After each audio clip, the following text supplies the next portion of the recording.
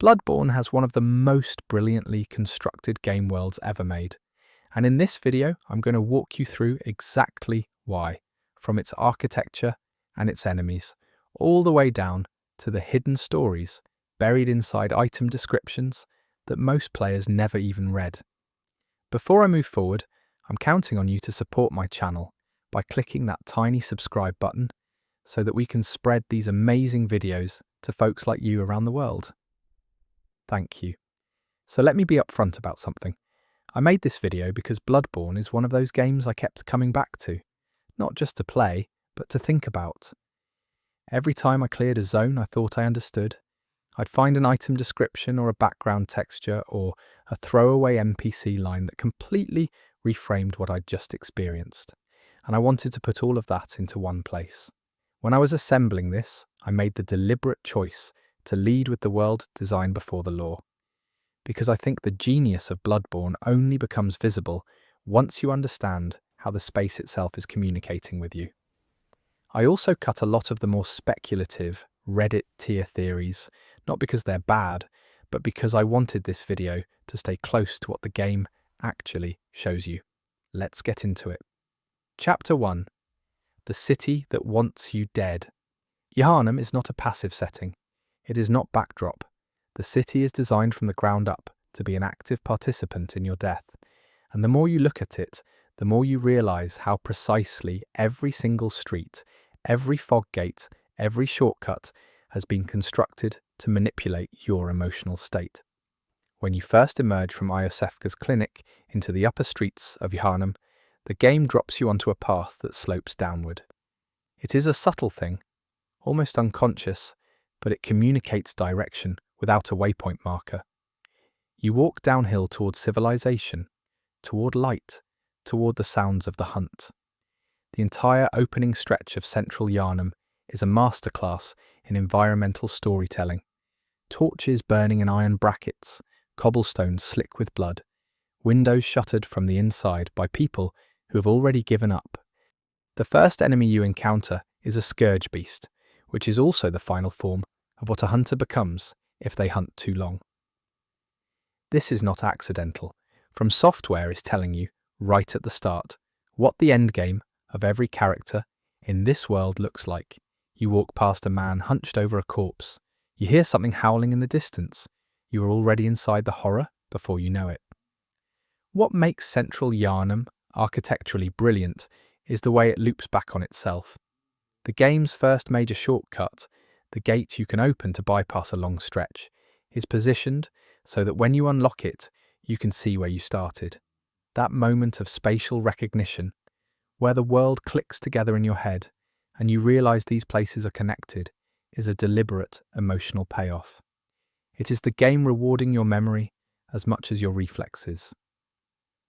The layout of Yharnam suggests a city that was once genuinely prosperous. The buildings are tall and ornate. The ironwork on the windows and gates is detailed and decorative. There are medical institutions, grand cathedrals, elaborate sewer systems. This was a functioning, advanced city. The hunt has not always been happening. Something went wrong here over time, and the architecture holds that history in its bones. Yharnam is split vertically as much as it is horizontally. There are upper districts and lower districts. The wealthy lived higher up. You can see it in the stonework, in the space between buildings. Down in the lower levels, the houses crowd together. The streets narrow, the squalor accumulates. This class geography mirrors the lore. The poorer residents were given blood ministration first, and the beast scourge took hold most deeply in the lower city. The geography of Yharnam is a map of how a disease spreads through society along existing fault lines. The hunters you find patrolling the streets are interesting precisely because they are not beasts. They are humans. They carry firearms and torches. They have organised themselves into patrols and set up warning bells. A group of frightened people doing the worst possible thing, and the game gives you no real dialogue option to de-escalate. You can only fight or flee. This is a comment on mob psychology, but it is delivered entirely through game mechanics and environmental design. The Church of the Good Chalice in central Yharnam is positioned so that it looms over the street below it. It is elevated, imposing, lit from within by warm, amber light. It looks safe. The moment you enter, that safety evaporates. The interior is packed with hunters who attack on sight, and the choir of healing items and shortcuts inside the church is actually a trap. The game teaches you not to trust comfort, not to trust warmth, not to trust institutions that promise protection. The werewolves in the early streets are former citizens. This is stated clearly in item descriptions and in the way the game seeds human-shaped enemies alongside beast-shaped ones in the same spaces. You kill a man in a hat. You kill something that was a man in a hat last week. The game never pauses to point this out. It lets you notice it yourself, or not. Father Gascoigne is the game's first true boss, and his fight is essentially a microcosm of the entire game's thesis. He is a hunter. He hunts beasts. He has hunted so long and so deeply that he has become one. His wife still calls to him with a music box. He hears it. He still responds to it, but he cannot stop. This is Bloodborne in a single encounter. The cure and the disease are the same thing, and once you start, you cannot choose to stop. The layout of the Tomb of Eden beneath the central Yharnam streets suggests that the city was built on top of something much older. The tombstones and the architecture of the underground sections predate the healing church visually. Yharnam grew over something, and the game is constantly pulling you downward, toward older and older strata of history, like an archaeological dig that gets darker the deeper you go. The windows of Yharnam are worth looking at specifically. Many of them are barricaded from the inside. Others are broken outward. A few show silhouettes of figures watching you from above. The city is full of people who have not yet turned, who are watching the hunt from behind glass, terrified. None of them will help you. None of them will come outside. They shout warnings and threats and occasionally throw things.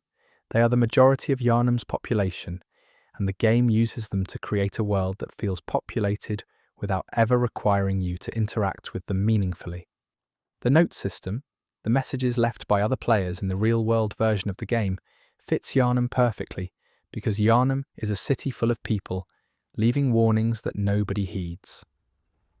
The lore is full of researchers and scholars and church officials writing documents about the dangers of the old blood, about what the healing church is doing wrong, about warning signs they can see clearly. Nobody listened then. The note system makes you a participant in that same pattern of ignored warnings. The Forbidden Woods, which you reach after Cathedral Ward, represents a deliberate shift in the game's vocabulary. Yharnam has architecture. The Forbidden Woods has nature. The transition from cobblestone to mud, from iron torches to bioluminescent plants, is the game telling you that you have crossed a threshold. The civilized world of the healing church ends at that gate. What is beyond it is older and stranger. The village in the Forbidden Woods is one of the most quietly horrifying locations in the game. It is a hamlet that practiced communion, the consumption of what the church euphemistically calls the old blood, but what the villagers seem to have taken in a much more literal direction. The villagers wear hoods and carry farm tools. They are not city people. They got a different version of the same disease. The church's sacraments, and whatever these villagers were doing, share a common root, and the village makes that connection viscerally clear. The snake parasites in the Forbidden Woods, creatures that have replaced their hosts' heads with masses of venomous snakes, are one of Bloodborne's most striking visual ideas.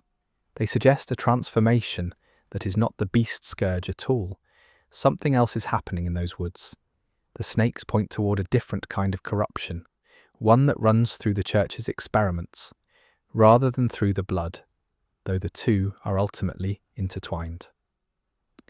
Hemwick Charnel Lane is a place that the game could easily have rushed past, but it lingers. The Witches of Hemwick are optional bosses that most players dispatch quickly and move on from, but the lane itself, the execution grounds, The corpses hanging from trees, the lanterns in the fog, tells a story about what Yharnam did with its unwanted. The charnel lane is where they burned and buried the people who died wrong. The witches are connected to that space because they fed on what it produced. The cathedral ward is where the healing church made its public face. It is grandiose, it is clean, it is beautiful in the way that institutions are beautiful when they have resources and want your trust.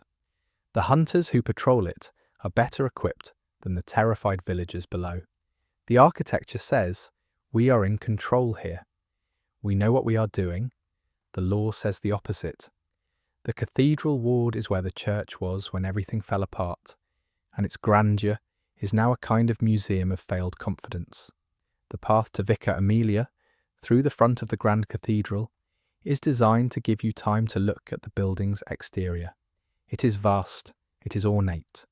The statues around the entrance are not of saints in any conventional sense.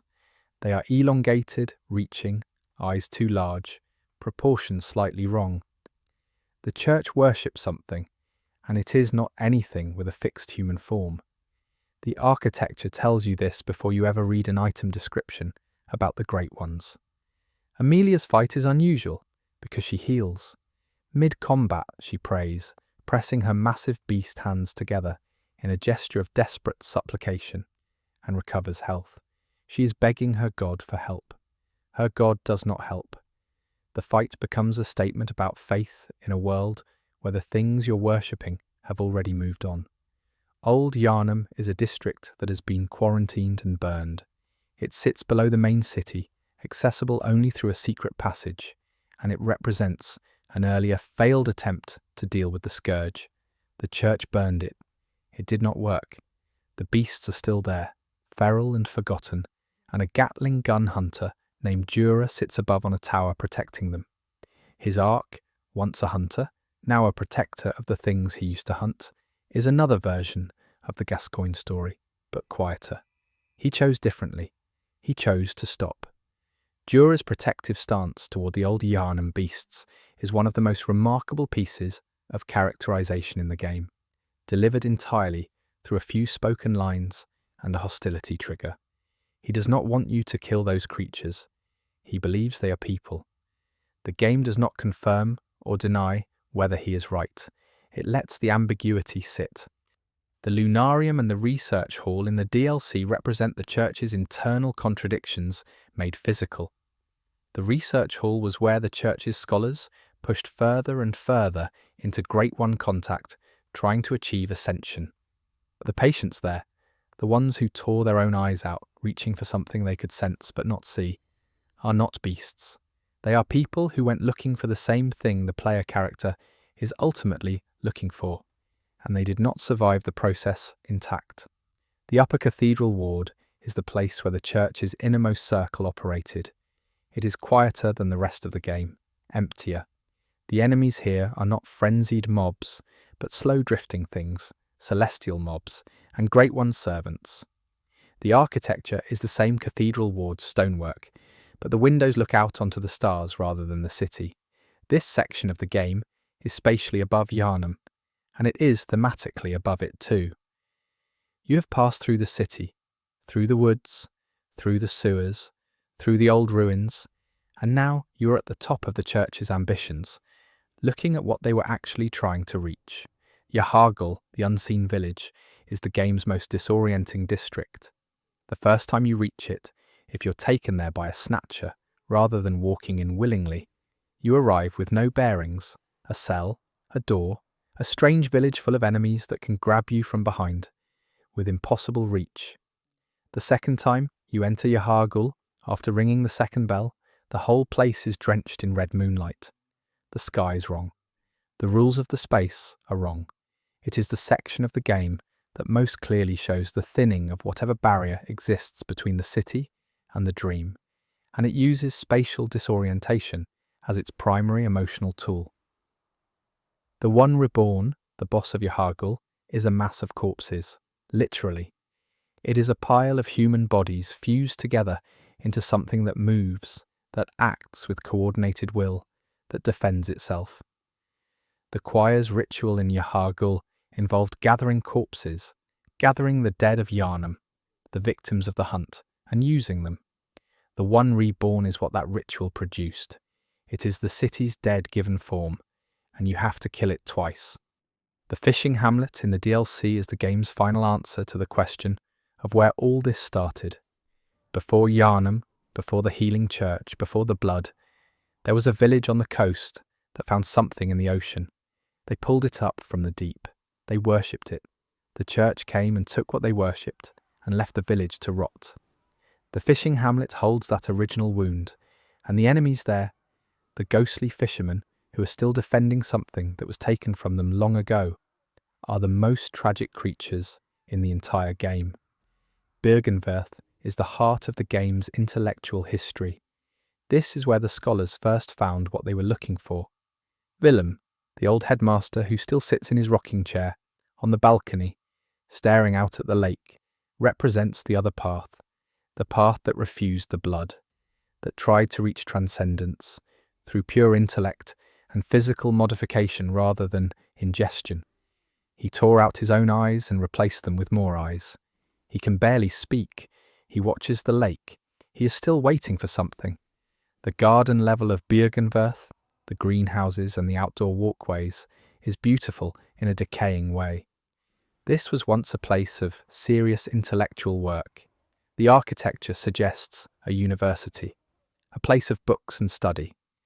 The enemies that now inhabit it are spider things, half human and half arachnid, which suggests that the experiments conducted here went in directions that the people conducting them could not fully control.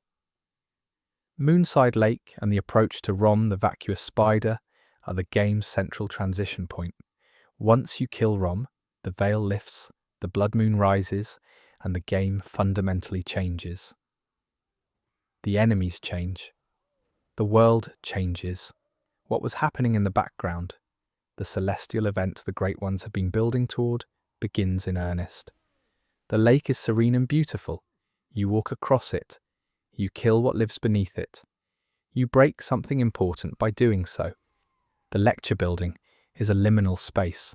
It exists between Yharnam and the hunter's dream, between the real city and the nightmare, and it is where the game stores its most explicit lore in the form of notes and books that the student enemies drop. The building itself is half destroyed, half intact, caught in some temporal or dimensional stasis. The students who attended lectures here never left. They became the enemies you fight. They hold on to their lecture notes, even as they try to kill you. The nightmare of Mensis is where the choir's deepest experiments live, or rather, where the people who conducted them now exist in a state of suspended horror. Mikolash sits in his cage, running from you, conducting a ceremony that he cannot remember the purpose of, quoting texts about "grant us eyes" in a voice that has lost all sense of why the words matter. He is the game's portrait of academic obsession, a man who wanted to know so badly that the knowing broke him entirely. The Pthumerian labyrinth beneath all of this, the Chalice dungeons, are an entirely separate layer of the game that most players treat as optional content, but which are thematically essential. The Pthumerians predate the Healing Church, predate Yharnam as a city, predate almost everything in the surface game. They found the Great Ones first. They built their own relationship with the Eldritch. The Church discovered their tombs and used what they found there as the basis for everything that followed. Yharnam is built on top of the Pthumerians, the way the Pthumerians built on top of whatever came before them. It is turtles all the way down. The Hunter's Dream is the place that holds all of this together. It is the starting zone, the safe space, the hub. Gehrman tends his garden. The doll offers her prayers and her gestures of service. The workshops full of tools and weapons suggest purpose and competence. And underneath all of it, underneath the warmth and the guidance and the sense of protection, is a cage. Gehrman is in a cage. He has been in the dream so long, he cannot remember being outside it. The first time you notice this, the entire tone of the hub shifts. The moon presence, the entity responsible for the dream, is not evil in any simple sense. It wants something from humanity. What the game suggests is contact or connection, or something like offspring. The great ones lost their children and seek to adopt new ones from among humanity. The moon presence's relationship with Yharnam and with the player character is not a predator-prey relationship. It is more complicated and more disturbing than that. The ending choices of Bloodborne are all architectural in a way. You can accept the dream and live in it. You can burn it. You can become something that transcends it. None of the choices are clean. None of them are simple victory. The city of Yharnam does not have a good ending because Yharnam is not a story with a good ending. It is a story about what happens when a society reaches for something it cannot control, and the only honest answer is, this is what happens. The genius of Yharnam as a designed space is that it holds all of this without ever explaining it. You are not given a loading screen that says, this city was consumed by a plague. You are dropped into a street with a body in front of you, and a mob in the distance and the smell of burning, and you work the rest out for yourself. The city trusts you to read it. Most games do not trust their players this way. The level design in Bloodborne consistently rewards curiosity over aggression. The best loot, the most important NPCs, the richest story beats are consistently found by going left when the game suggests you go right, by dropping down when the ledge looks dangerous, by talking to the figures in windows who seem like they'll just give you generic lines. The game is built for people who want to look at things. Every NPC in Yharnam is in the middle of their own story that was happening before you arrived, and will continue, or rather, will conclude badly, whether you intervene or not. Eileen the Crow is hunting renegade hunters. The skeptical man in the window is going to die no matter what you tell him. Gilbert in his window will become a beast. Adela will go mad in the Hypergean jail. The world is not waiting for you to save it. It is in the process of ending, and you are witnessing that process from inside it. The music of Yharnam, both the ambient sound and Ludwig Forsyth's score, uses choir voices in places where you would expect silence. The streets of Yharnam are scored with distant ecclesiastical sound. The church never stops singing. Even in the streets of the lower city, even in the sewers, you can hear something that sounds like worship. The city was built by the church, and the church has soaked into every stone of it. The music is the most direct expression of that saturation. The lanterns that serve as bonfires in Bloodborne are positioned not at places where you'd naturally want to rest, but at points that maximize your discomfort when you die. The lantern before Father Gascoigne is close enough to be reassuring, and far enough that each attempt requires running through danger. The lantern in the cathedral ward forces you to choose between two difficult paths before you've earned either. Lantern placement in this game is not about convenience, it is about maintaining a particular level of controlled anxiety. The Hunter's Nightmare in the DLC is the most explicit statement the game makes about what happens to hunters. It is where failed hunters end up, people who killed too much, who lost themselves in the hunt, who could not or would not stop. It is a warped, blood-soaked version of environments you have already visited. Ludwig is there, Simon is there. The nightmare is not hell.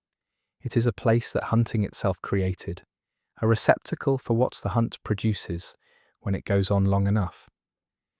The streets of Yharnam in the Hunter's Nightmare are recognizable from central Yharnam but distorted. The proportions are wrong. The blood is wrong. The enemies are hunters, not beasts, which means you are killing people who were once doing exactly what you're doing now, in places that look like places you have already been. The DLC is the game looking back at itself. What stays with you about Yharnam, after all the hours in it, is the smell of the place. A smell the game creates purely through visual and audio information, through the texture of the torchlit cobblestones, and the distant sound of fire, and the red haze at the edges of every view. Yharnam smells like blood, and smoke, and wet stone, and something medical underneath it all. Something antiseptic struggling against something organic. It is a city in the final stages of something. It has been burning for a long time. Chapter 2. The Healing Church and the Corruption of Knowledge. The Healing Church is one of the most carefully constructed fictional institutions in any game. It is not simply evil. It does not begin as a cult or a conspiracy. It begins as a medical institution, as a genuine attempt to help people.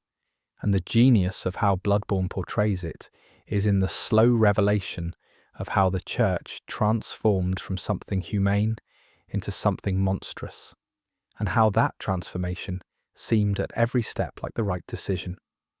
The church's origin is in Byrgenwerth, the scholarly institution that discovered the blood of the Great Ones in the Thumerian tombs beneath Yharnam. Master Willem and his students, most notably Lawrence, who would go on to found the church, found that contact with this ancient blood had transformative effects on human beings. It could cure disease. It could enhance the body.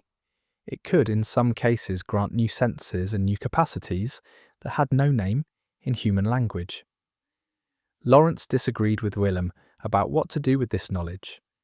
Willem believed that to safely approach the Great Ones, humanity needed to change its mind first, to expand its capacity for insight, its ability to perceive the eldritch before attempting to make contact through the blood. Lawrence wanted to bring the benefits of the blood to the people of Yharnam immediately. The lore suggests this disagreement was sincere, that Lawrence was not a cynical man, but an idealistic one who believed that the cure was more important than the caution. This is the founding tragedy of the Healing Church. It was built on a genuine impulse toward helping people. The blood ministration, the sacrament by which citizens received infusions of the old blood, genuinely worked. It healed diseases. It extended life. It gave Yharnam a reputation for medical miracles that drew pilgrims from across the world. The church was not lying when it said the blood could heal. The problem was what else the blood did. The beast scourge began appearing in Yharnam sometime after the blood ministration became widespread. The church's initial response to this was to classify it as a separate problem, a disease, not a side effect of the treatment. The church formed hunter workshops. They created the tools and the training programs. They sent hunters into the streets to kill the beasts. This was, from a practical standpoint, a reasonable crisis management strategy. It was also a way of not asking the question that would have been most damaging to ask. The powder kegs were a faction within the church's hunter community that broke away because they believed the church was hiding something. Their weapons, explosive and brutal, designed for maximum beast-killing efficiency, were considered excessive and unseemly by the mainstream church hunters. The powder kegs' actual beliefs are harder to extract from the lore, but their separation suggests they had independently arrived at some understanding of what the blood was actually doing. The church's response to their breakaway suggests the church found them threatening in a way that went beyond disagreement about armaments. Gehrman is the founder of the hunter workshops, the man who trained the first generation of hunters, and the original prisoner of the dream. His relationship with the doll, the porcelain figure in the workshop, who serves as the leveling mechanic, suggests a loneliness and a grief that runs beneath the entire structure of the hunt. The doll was made in the image of Lady Maria. Gehrman loved Maria. Maria died, or chose to die, which the game frames as more complicated, and Gehrman, trapped in the dream, had the doll made as a replacement. This is not healthy. The entire apparatus of the hunt is being sustained in part by an old man's unprocessed grief. Lady Maria is one of the most important characters in the game for what she represents structurally. She was one of the first hunters. She was, by all accounts, exceptional, and she killed herself. She slit her own wrists in the astral clock tower. The reason the game suggests, and it is presented as suggestion rather than certainty, is that she could not live with what she had done in the fishing hamlet. The church's scientists went to the hamlet to acquire something. Maria went with them as a hunter. What happened there was the acquisition of a celestial being, a great one, or near great one, who was alive and aware, and who the church then used as a research subject. Maria participated in this, and she could not continue after it. The fishing hamlet fishermen, the ghost enemies who still patrol the bones of their ruined village in the DLC, are still there centuries later because they cannot leave. They are bound to the site of what happened to them. The great one they had been caring for was taken. Their homes were destroyed. Their community was ended. And nobody who survived had the capacity to do anything about it. Maria was the only one who treated what happened as something requiring an answer, and her answer was self-destruction. The church's treatment of Iosefka is another data point in the portrait of institutional corruption. Iosefka's clinic, at the start of the game, is introduced as a place of healing, the place where you receive your blood transfusion before beginning the hunt. The real Iosefka, who speaks to you through the door early in the game, sounds genuinely kind.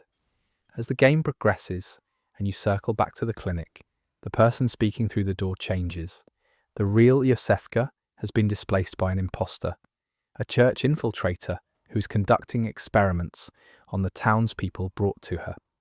The clinic's healing mission has been subverted and weaponized, and the game uses the familiarity of the space to make this shift feel specifically like a betrayal.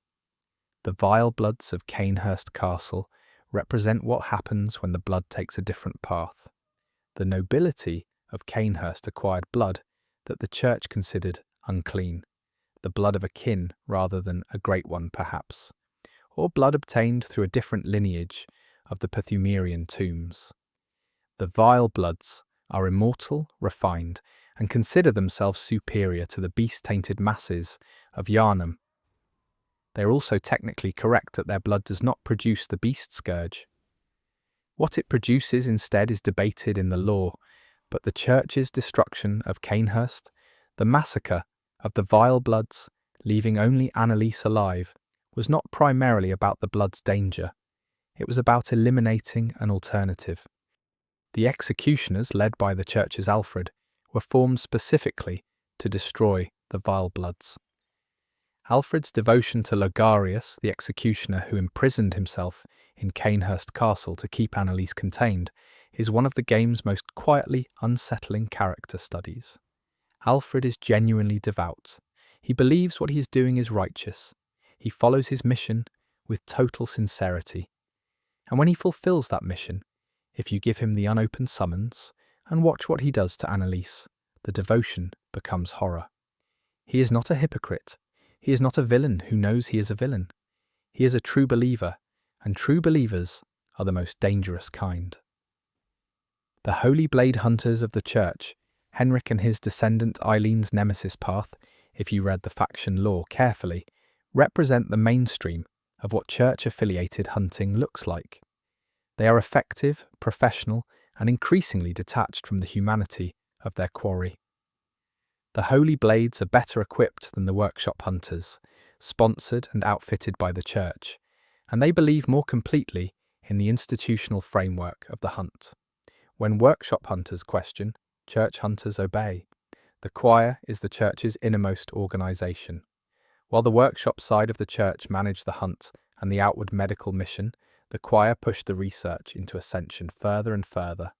They believed, and have documentary evidence supporting the belief, that prolonged exposure to the Great Ones, particularly through the use of eyes of a blood-drunk hunter or similar items, could transform a human into something closer to a Great One. They were trying to make people into gods, or something adjacent to gods. The research hall in the DLC is where the choir's research on patients was conducted. The patients voluntarily submitted to procedures that involved implanting eyes in their scalps, giving them new organs of perception that would let them see what normal humans cannot. These experiments worked in a sense. The patients gained perception. They gained insight. What they lost was the ability to function as human beings. The heads grew elongated. The new eyes overwhelmed the old senses. Some of them tore out what they could reach and were still trying to reach for more. What makes the church's story so resonant is that every step of its descent from healing institution to horror factory was rationalized. The initial blood ministrations were genuinely good. The hunt was a necessary response to a real problem. The research into ascension was motivated by the genuine belief that contact with the Great Ones could elevate all of humanity. Even the experiments on the fishing hamlet's Great One could be understood, from a sufficiently cold perspective, as necessary science. The Church did not become monstrous through malice. It became monstrous through the gradual removal of limits in the service of goals that always seemed worth the cost. Mikolash, the most explicitly deranged of the Church's intellectuals we encounter, is the endpoint of this philosophical journey. He lives in a cage of his own construction within the nightmare. He quotes the Kos parasite. He asks the Great Ones for eyes on the inside. He is the Church's epistemological project in its terminal form, a man who wanted to know so badly that he destroyed his own capacity to know anything, who mistook madness for insight and could not find his way back because there was nothing left to find his way back to. The differing approaches of the Church's various factions to the same fundamental questions: what is the blood? What do the Great Ones want? What is the proper relationship between humanity and the Eldritch? Produce a set of contradictions that the institution could never resolve. The workshop says hunt, the Church says heal, the choir says ascend, the executioners say purge. These are not compatible positions.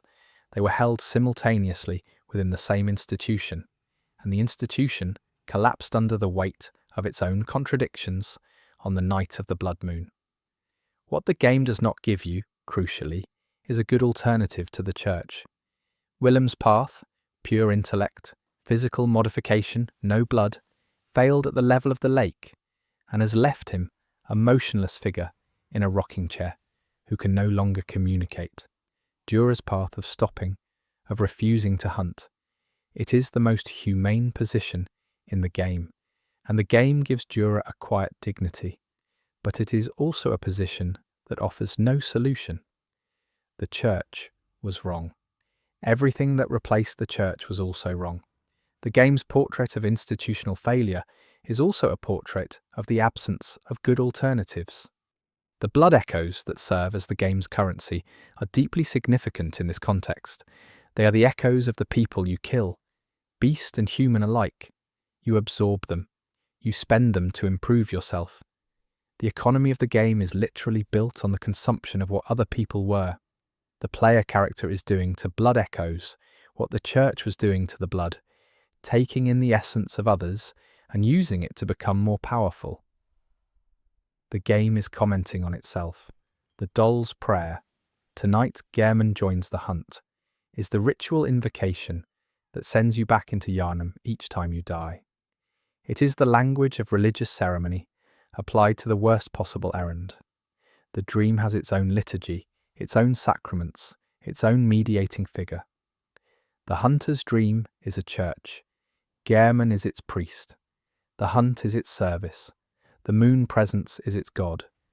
The game builds a parallel church structure in the dream and uses it to make the critique of the surface church clearer. When you can see the structure that clearly, you can see exactly what is wrong with it.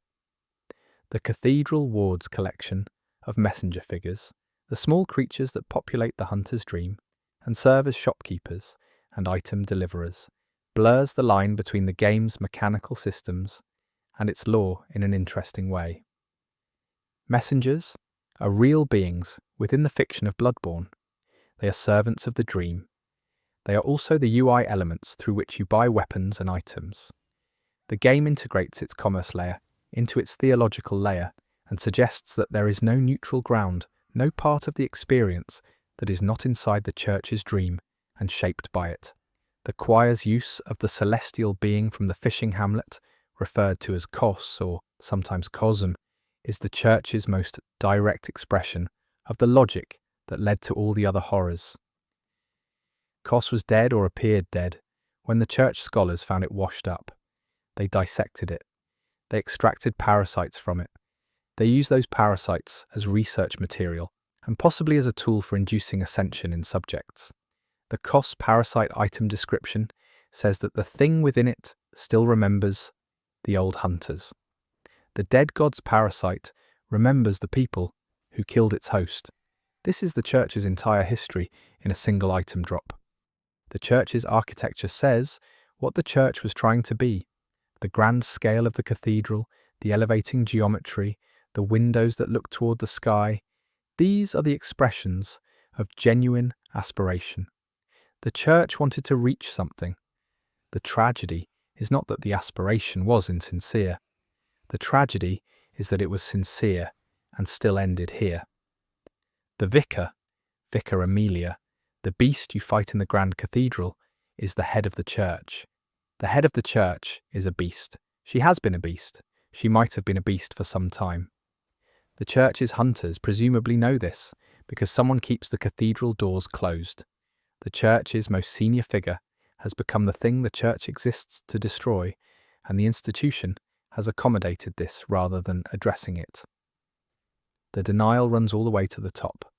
The rune system in Bloodborne, the old Hunter Carol runes, carved into surfaces and worn as memory, is directly tied to the Great Ones and to the church's attempts to communicate with them. The runes are a language derived from the sounds made by Great Ones, transcribed by a church scholar named Carol, who could hear what others could not. The clockwise metamorphosis rune, the moon rune, the blood rapture rune, each of them is a piece of a message sent from something vast trying to communicate with something small. The player character is literally wearing pieces of alien communication. The choir's bell maidens, the women who ring the sinister, resonant bells that call the living failures and other church experiments, are among the more disturbing figures in the DLC. Their bells draw the nightmares closer. They are not attacking you themselves. They are summoning. They are performing a ritual function. They are still doing their jobs in the middle of everything falling apart because the church made the ritual more important than the reason for the ritual. Blood is the church's central symbol and the game's central image. Blood on the streets, blood on the walls, blood as currency, blood as medicine, blood as sacrament, blood as the thing that destroys what it was supposed to save.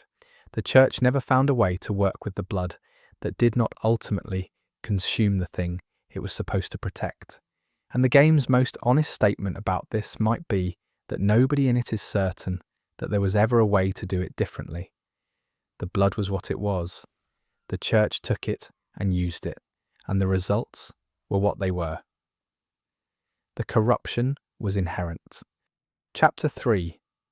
The Great Ones and what they actually want. The Great Ones are the centerpiece of Bloodborne's cosmology, and they are also the thing the game is most deliberately oblique about. We do not get a Great One perspective. We do not get a scene in which a Great One explains its goals, or its nature, or its relationship to humanity. What we get instead are fragments, item descriptions, environmental details, boss behaviors, and the testimony of characters who are, in most cases, too far gone to be reliable narrators. What follows is an interpretation of those fragments, and it is an interpretation that the game's lore supports, while stopping well short of confirming. The Great Ones exist at a remove from human experience that makes them genuinely difficult to characterize as good or evil. They are not malicious in any simple sense. The Moon Presence does not seem to enjoy imprisoning Gehrman. The Wet Nurse does not seem to take pleasure in what it is guarding. Even Amygdala, the tentacled figures that cling to the buildings of Cathedral Ward and Yharnam, visible only after enough insight, do not attack unless provoked. They are enormous, alien, ancient, and mostly indifferent to the crawling things in the streets below them. The tragedy at the heart of the Great One's relationship with humanity is, according to the law, one of loss. The Great Ones had children, or something that functioned as children, and those children died. The game suggests, through the Moon Presence boss fight, through Iosefka's notes, through the umbilical cord items, that the Great Ones seek to fill this loss by forming connections with humanity. They want children. They are trying to adopt replacements for what they have lost. They reach toward humans who have enough insight to perceive them. The 3/3 umbilical cords that you need to consume to access the true ending are the most direct expression of this. Each cord is described as a relic of contact between a Great One and a human. Iosefka's cord, the cord from the abandoned old workshop, the cord from Murgo's wet nurse. These are the traces of attempted connection, of a Great One attempting to establish the relationship it is seeking with a being capable of carrying it. Murgo, the celestial infant that the wet nurse guards in the nightmare of Mensis, is itself the product of such a connection. Murgo is the child of Yharnam, the Pthumerian queen, and an unnamed Great One, and Murgo exists in a state that the game suggests is not entirely alive and not entirely not. Rom, the vacuous spider, guards a secret. This is stated in the game, most directly in Mikolash's ravings, and in the way the blood moon is held back until you kill her. What secret Rom is guarding is debated in the lore community, but the most coherent reading suggests that Rom is maintaining a veil, a perceptual barrier that prevents normal humans from seeing the celestial event that has been unfolding. When you kill Rom, the blood moon rises and stays risen. The world changes. Rom was holding the change back, and the game does not make clear whether she was doing this to protect humanity or because she was instructed to. The Celestials, the tentacled star-headed enemies in certain late-game areas, are described in item lore as humans who have been transformed by contact with a Great One. They are not beasts, they are the other transformation, the one the Church was hoping to achieve through the Ascension Project. They are also, by most readings, no longer human in any meaningful sense. The ascension that the Church wanted to produce took away as much as it gave. The Celestials are not elevated. They are relocated somewhere else, something else, and whatever they understood before is no longer accessible to them. Ebrietas, daughter of the cosmos, is one of the most interesting Great Ones in the game because of her location and her behaviour. She is found in the Altar of Despair at the top of the Upper Cathedral Ward. She has been there willingly, it seems. She was left behind when the other Great Ones moved on, and the Church found her and built their most exalted space around her. She is the Church's patron deity, in effect, and she mourns. The pre-fight behaviour of Ebrietas is notable. She is bowed in what the game strongly implies is grief. She misses something. She is alone. The Church that built a whole theology around her, that conducted all their research in her name, that sent hunters into the streets to maintain the stability that allowed their scholars to approach her. Ebrietas has been receiving all of this attention, and she is still simply, profoundly sad. Murgo's wet nurse is the boss that technically represents the Great One most directly.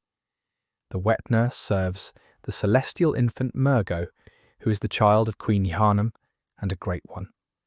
The nightmare of Mensis exists, at least in part, because of Murgo. The brain entity in Mensis, the colossal, barely mobile creature suspended by chains that radiates madness, is in communication with Murgo, or has become a vessel for something related to Murgo's presence. The whole section of Yahar'gul and the Mensis nightmare is saturated by Murgo's cry, which you can hear even when you cannot see its source. A celestial infant crying in a nightmare, guarded by a creature of impossible size. The game asks you to kill the wet nurse, which stops the crying, which frees Murgo. Whether Murgo's being freed is a mercy or a cost is not resolved. The amygdalae deserve extended attention because they are so central to the game's visual identity and so underexplained in accessible lore. They are enormous. They cling to buildings like parasites. They are invisible to people below a certain level of insight.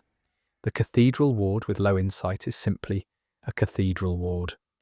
With enough insight, the walls are covered with enormous tentacled limbs and grasping faces. The world is full of Great Ones that you cannot see until you have changed enough to see them. And when they can see that you can see them, they respond, but not always in violence. The amygdalae serve as transportation. The altar in Yahar'gul, the door that leads to the upper cathedral ward. These gates that seem impassable reveal themselves, if your insight is high enough, to involve amygdalae. The giant creatures reach down and pick up the player character and move them to a new location. They are helpful. They are the game's fast travel, in a sense. The question the game does not answer is whether this helpfulness is intentional on the amygdalae's part, or whether it is simply a reflex, an automatic response to the presence of a being with enough insight to register as worth moving. The brain of Mensis, the colossal mass in the nightmare that irradiates madness and kills you if you look at it for too long, is described in the lore as what happens when you try to commune with a great one through the wrong method. The Mensis ritual, performed by Mikolash's school, involved placing a living brain in contact with the nightmare as a conduit. The ritual worked in that contact was established. The cost was that the brain became a vessel, became something else, and now it cannot be approached without destroying whatever approaches it. Mikolash's school reached the great one they were trying to reach. The reaching killed what remained of the school. Gehrman's original relationship with the moon presence, before the dream, before the prison, before all of it, is largely implicit. Something happened between them. The moon presence needed hunters. Yharnam was available. The relationship that followed is not described as a contract in any legal sense, and it does not seem to have been coercive in any obvious way. But Yharnam ended up in the dream, and the moon presence has him there, and neither of them can undo this without the player's intervention. The moon presence is not, by most readings, a cruel captor. It may not have fully understood what it was doing to Yharnam. Cruelty implies intent and a theory of mind. Great ones may not work that way. The Healing Church's communion ritual, the specific one that involved consuming the Great One's blood, is described in a way that points toward an attempt at a reciprocal relationship. The Church was not simply extracting from the Great Ones. They were trying to connect, to establish a two-way channel. The blood offered healing and insight moving toward humans. The Church offered attention, devotion, and the sustained focus of human minds moving toward the Great Ones. Whether the Great Ones experienced this offering as meaningful is unclear. Whether Ebrietas's grief is connected to the Church's failure to provide sufficient connection is unclear. The game leaves the terms of the exchange unstated. Whedon is a great one who has no form, no physical presence, no body, no location. Whedon exists only as a voice, as a sound, as the presence that inhabits the tomb beneath Yharnam's streets. The character, Simon, is described as a Whedon worshipper. Adela the nun prays to Whedon. The tomb of Whedon is where a cleric beast fought in one of the first boss encounters in the game. Whedon is the great one that the Church's mainstream worships, and Whedon is the one great one who is most completely absent. The Church built its worship around a god who is not there. The cathedral is empty of the presence it was built to hold. This seems, in Bloodborne's theological framework, to be entirely appropriate. The lore around the umbilical cord suggests that the Great One's interest in human children, or in producing new children through human hosts, is not simply a matter of reproduction. It is about something that the Great Ones themselves have lost the capacity to produce directly. Innocence, or rather a particular form of consciousness, that has not yet been shaped by the kind of accumulated perception that the Great Ones carry.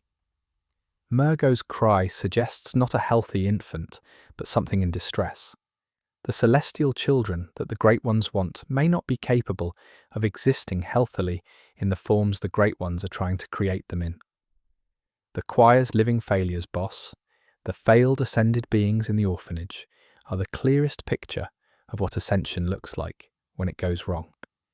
These are beings who came close enough to Great One's status to be recognizable as something other than human, but did not complete the transformation. They cast spells. They reach upward toward something. They fail repeatedly in the ritual they are enacting, which is described as an attempt to call down a meteor shower. They are stuck in the process. The Church made them and could not complete what it started, and now they run the same failed ceremony in an endless loop in a room with no purpose anymore. The bloodletting beast in the Chalice dungeons represents a direction the beast scourge can take that is separate from the scourge visible in Yharnam proper. It is an enormous mass of muscle and bone, partly skinned, carrying its own severed head. The head carries a parasite, the suggestion being that the beast scourge and the Kos parasite are related, or that the Thumerian blood produced transformations that preceded and perhaps seeded the beast scourge in Yharnam. The dungeon's transformations are older versions of the city's transformations.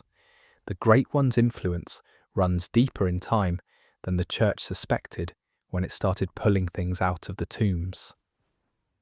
The Orphan of Kos is the final boss of the DLC, and it represents the endpoint of the game's central wound. It is the child of Kos, born from the dead body of a god that the church scholars dissected on a beach centuries ago, and it screams. It screams from the moment you first see it, screams throughout the fight, and the scream is not the roar of a beast or the cry of a monster. It is a child's scream.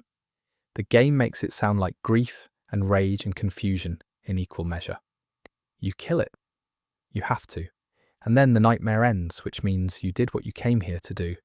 And the game's final statement on the fishing hamlet situation is that the thing born from the crime was a child screaming in a nightmare, and killing it was the mercy, and also the continuation of what started the nightmare in the first place. The final boss of the base game, the Moon Presence itself, is in some ways the least satisfying great enemy in the game to fight. Not because the fight is poorly designed, but because the Moon Presence does not present itself as a villain. It is managing something. It is maintaining the dream. Gehrman's servitude is the cost of that maintenance, and the Moon Presence accepted that cost, and may not have processed it as a cost at all. When you defeat it and become the new infant who will feed it for the next cycle, the game is suggesting that nothing has been solved. The cycle continues, the form changes.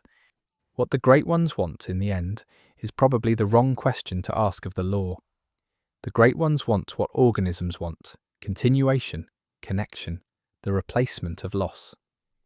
They want these things in ways that do not map cleanly onto human moral categories because they are not human and do not experience loss or connection the way humans do. The horror of Bloodborne's cosmology is not that the Great Ones are evil. It is that they are real, they have goals, and those goals are simply incompatible with what human beings need to live well. There is no malice in the incompatibility. There is just the incompatibility, playing out over centuries, leaving Yharnam as the result. Chapter 4. The Hunt, the Hunters, and what the night does to people. Hunting in Bloodborne is presented as a noble calling and as a corruption simultaneously, often in the same character, sometimes in the same scene. The game's hunters are not simple heroes. They are people who chose a particular kind of violence and cannot stop choosing it, and the world the game builds around them is specifically designed to show what prolonged violence does to the people who specialize in it. Gehrman's story is the central hunting story, and it is the saddest. He was the first, he built the workshop, he trained every subsequent generation of hunters, he created the tools and the techniques and the philosophy of the hunt, and he did all of this while trapped in a dream created by a god, tending a garden and talking to a doll made in the image of the woman he loved, who chose death over continuing. Every hunter who ever trained in the workshop was trained by someone who was also suffering in ways they could not express. The item descriptions for Gehrman's weapons, the burial blade specifically, give the clearest picture of how he understood his work. The burial blade is described as the weapon of an old hunter who cut through the curtain of sleep to hunt the night. It is elegant. It transforms. It is precisely designed to do what it was made to do. Gehrman was good at this. He was excellent at this. The excellence and the suffering existed together, and the game does not suggest that the excellence made the suffering less. The hunter's axe and the threaded cane and the saw cleaver the starting weapons, are all tools that were adapted for hunting rather than designed for it from scratch. The axe is a woodcutter's axe. The cane is a walking stick. The saw was a surgery tool. The hunt was improvised at first, made from what was available, and the game's weaponry carries that improvisational history even in its most elaborate later editions. Alfred is a hunter, and Alfred's story is the clearest illustration of what faith does to a hunter. He is devoted to Ligarius and to the mission Ligarius died maintaining. His weapon of choice, the wheel, is a church executioner weapon, and the wheel's description notes that it embodies the church's philosophy of controlling power through pain. Alfred uses it with genuine conviction.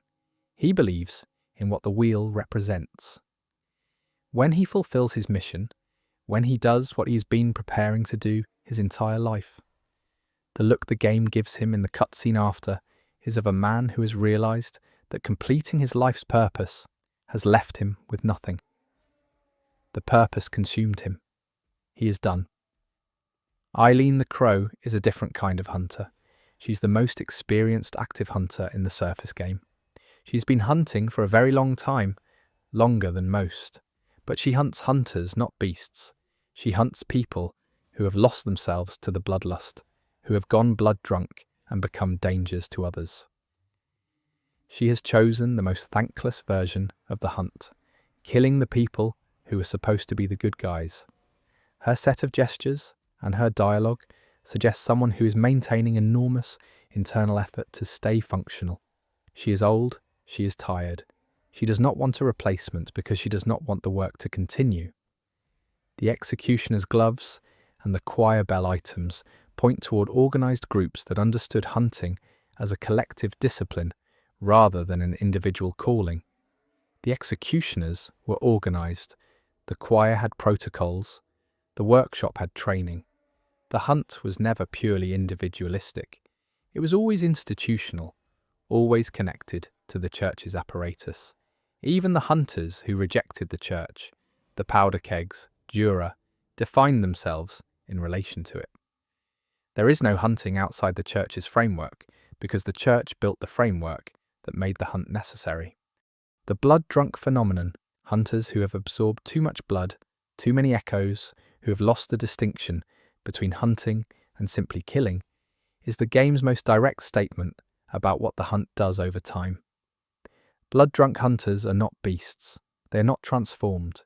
They are still recognisably human, still skilled, still using their hunter weapons and techniques. They have simply lost the ethical context that made the hunting purposeful. They kill because they have been killing, and the killing became its own justification. Ludwig is the game's most elaborate portrait of a blood-drunk or near blood-drunk hunter. He was the first Holy Blade, the founder of the church's hunter program, the person who institutionalized hunting under church auspices. He believed in the nobility of the hunt. He believed it was divine work, a sacred calling.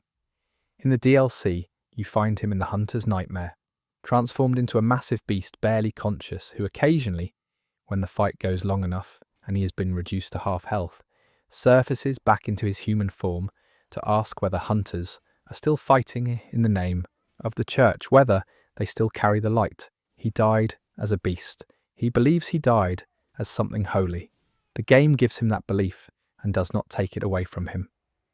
Simon the Harrowed is a hunter in the DLC who arrived in Yharnam as a researcher, not a fighter, and had to become a hunter to survive.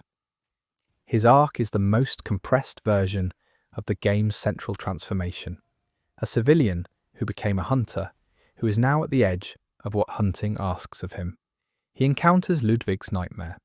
He has feelings about it. He is one of the few characters in the game who processes what they're doing while they're doing it, and the processing has not helped him. Knowing what is happening to you in Bloodborne does not protect you from what is happening to you. The Hunter rune, one of the Carol runes the player can equip, is described as representing the Oath of Hunters, the mutual recognition of people who have taken on this work together. It increases visceral attack damage, which in the game's mechanics represents the most violent, close-range, fully committed form of combat, the kind where you're inside your enemy's guard, reaching into them. The rune that represents hunter solidarity increases your effectiveness at the most intimate form of killing. The game does not comment on this, it presents it as a normal upgrade. The Yharnam hunters who patrol the streets, the human enemies in the opening area, are not professional hunters. They are civilians who organised in the absence of functional church hunters. They carry pitchforks and torches. They shout warnings to each other. Some of them are clearly terrified. They are doing the only thing they know to do, which is find something to kill and kill it. They will kill you as readily as they kill beasts because you appeared on their street in the night, which is the same as being a beast in their current framework. The hunt has spread from the professional class to the civilian population and has lost whatever distinctions made it something other than mob violence. The transformation of hunters into beasts is the game's central axis. It is the thing Gascoigne did. It is the thing Ludwig did. It is the thing the entire hunter's nightmare is full of. The lore suggests that what causes the transformation is not simply the blood, but the hunt itself, specifically the sustained high-emotion state of hunting, combined with the blood. The hunter's state of consciousness during the hunt, maintained over months or years, is precisely the state that the blood scourge exploits. To hunt well is to be in the state that the disease targets. The thing that makes you good at the hunt also makes you vulnerable to it. Dura's decision to stop hunting is the most radical act in the game. He did not lose himself to the blood. He did not transform. He saw clearly what the hunt was doing, to the city, to the beasts, to himself, and he chose to put down his weapons. He climbed to his tower. He watches over old Yharnam. He will shoot you if you try to hunt there. He has made himself a guardian of things that were hunting him a year ago. The game does not romanticize this. He is old and isolated and ineffective at his new purpose. But he chose it, and it is his, and that choice is represented with more dignity than almost anything else in the game. The doll's role in the dream is officially to offer guidance and leveling services, but her emotional function is more complex. She is porcelain, she is a copy, she is devoted in a way that has no origin. She was made to be devoted, and she knows this, and she is devoted anyway. Her statements about her own nature are among the most carefully written lines in the game. She knows she is not real in the way a human is real. She knows she was made for a purpose, and she has decided that none of this diminishes whatever it is she feels. She is the most contented character in Bloodborne, and the game presents her contentment as touching and also as slightly horrifying. The hunter's weapons in the game are all designed around a transformation mechanic, the trick weapons that shift between two modes.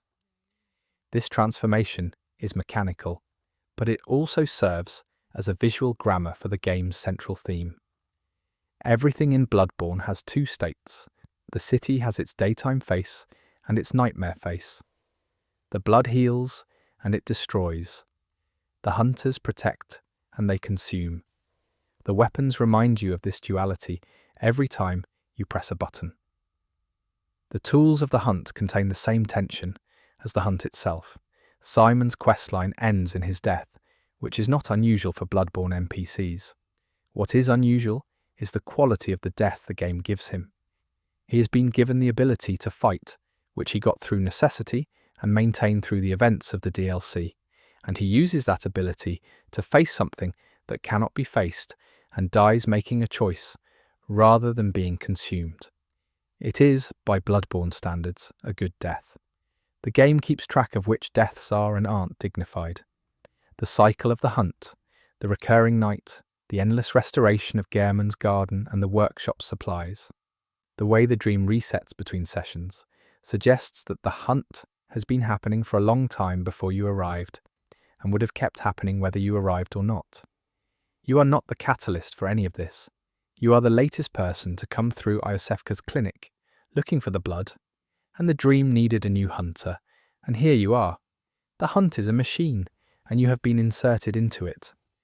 Whether you can step outside the machine is the question that the ending choices are trying to answer. The note-leaving system, when you think about it as a lore element rather than a multiplayer mechanic, represents the accumulated wisdom of every previous hunter who's been through these streets. The notes are real within the fiction. Other hunters have been here. Other hunters left warnings about the werewolves under the bridge, about the giant pig in the sewer, about the lamps. They went through this and some of them survived and they left their knowledge behind. The hunt has a tradition of mutual aid, even among strangers, even among people who will never meet. It is one of the few genuinely warm things in the game. Blood vials are stored in the stomach according to the item lore. You are not drinking them. You are injecting them into yourself from bottles. The blood goes directly into you and the effect is immediate. You are continuously injecting yourself with Great One blood to stay alive long enough to keep injecting yourself with it. The character's dependency on blood vials is not just a mechanical limitation, it is a portrait of addiction, of a body that has organized its survival entirely around a foreign substance. Every hunter in Yharnam is, by the game's own logic, addicted to the thing that is destroying the city. The distinction between hunter and hunted in Bloodborne dissolves faster than any other From Software game. You are hunting beasts. The mob is hunting you. The church hunters are sometimes hunting you. Eileen is hunting the blood-drunk hunters who are hunting people. The nightmare hunters are hunting whatever they can reach. Everyone in Yharnam is hunting someone. The prey class is empty. There is only the hunt and what it is pointed at any given moment. What the night does to people in Yharnam is strip away the structures they have built to contain themselves. In daylight, there is commerce, there is medicine, there is ceremony. There is the pretense that the blood is medicine, and the hunt is civic duty. At night, those structures fail. The beasts come out, the hunters come out, the mobs form, the bells ring. Everything that was holding the city's contradictions in tension releases at once. And what is underneath is what the blood actually produces when you stop managing it. The night is the truth of Yharnam. The city has been hiding it for years with architecture and theology, and the night keeps coming back. Chapter 5. The Architecture of Fear. Level Design as Language. From Software's approach to level design has been written about extensively, and Bloodborne is the best argument for why that approach matters. Every zone in this game is doing at least 3 things simultaneously.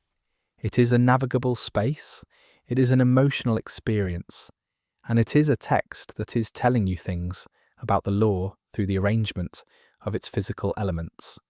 Understanding the level design is not separate from understanding the game. It is the same activity.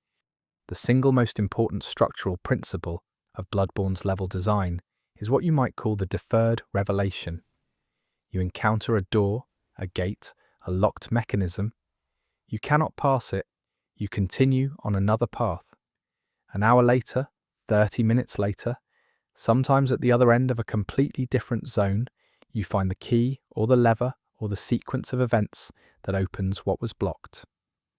When you return and the path opens, you have a different understanding of the space you're now moving through because of everything that happened in between. The map has been teaching you how to read it. Central Yharnam's Great Bridge is one of the game's most discussed design moments. You walk out onto it. A cleric beast is on the bridge. You almost certainly die. The bridge is wide and open and provides no tactical advantage for a player who has been navigating the tight streets of the opening zone. The cleric beast is enormous and fast. This is not a tutorial for how to fight the boss.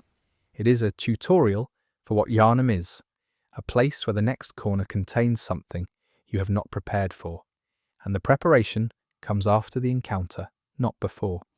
The shortcut structure of Bloodborne is more deliberate than any previous From Software game. Every major area has a network of shortcuts that converge on the starting lamp. These shortcuts are not symmetrical. They open in one direction, toward the lamp, and they represent the gradual claiming of a zone. the establishment of operational territory in a space that was entirely hostile when you first entered it. The feeling of opening a shortcut door and seeing the area you fought through from a new angle is one of the most specifically Bloodborne emotions in the game.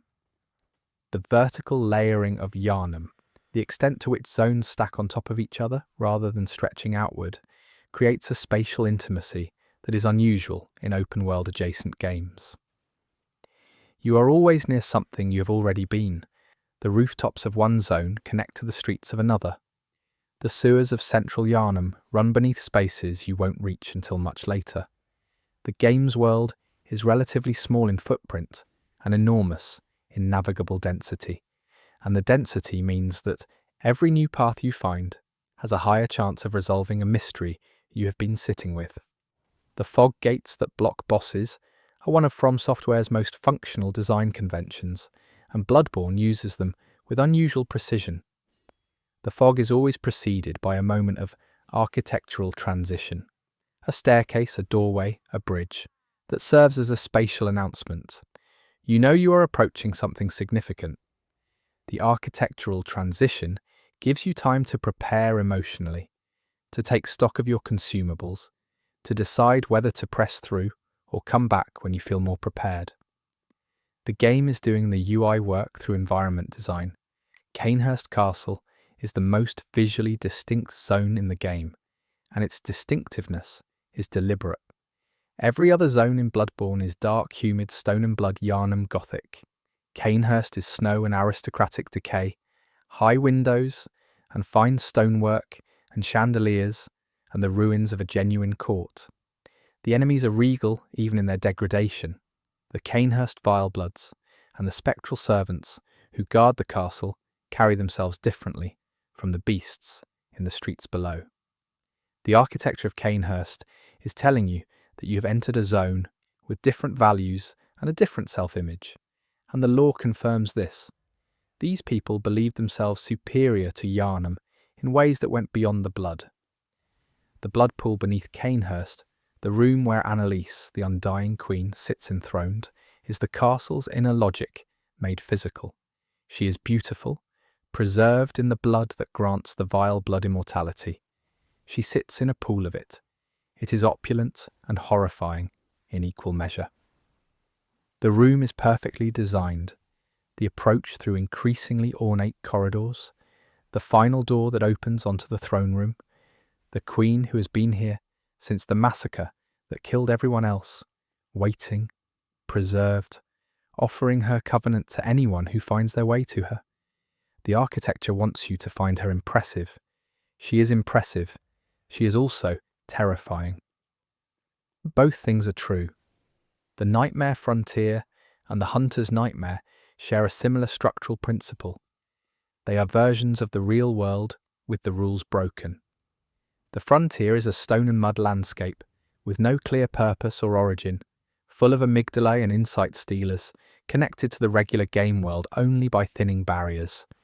It is a nightmare in the literal sense, a space that feels like a dream of something familiar rather than the familiar thing itself. The nightmare has the streets of Yharnam but wrong, has the bloodfall but heightened, has the hunters but lost.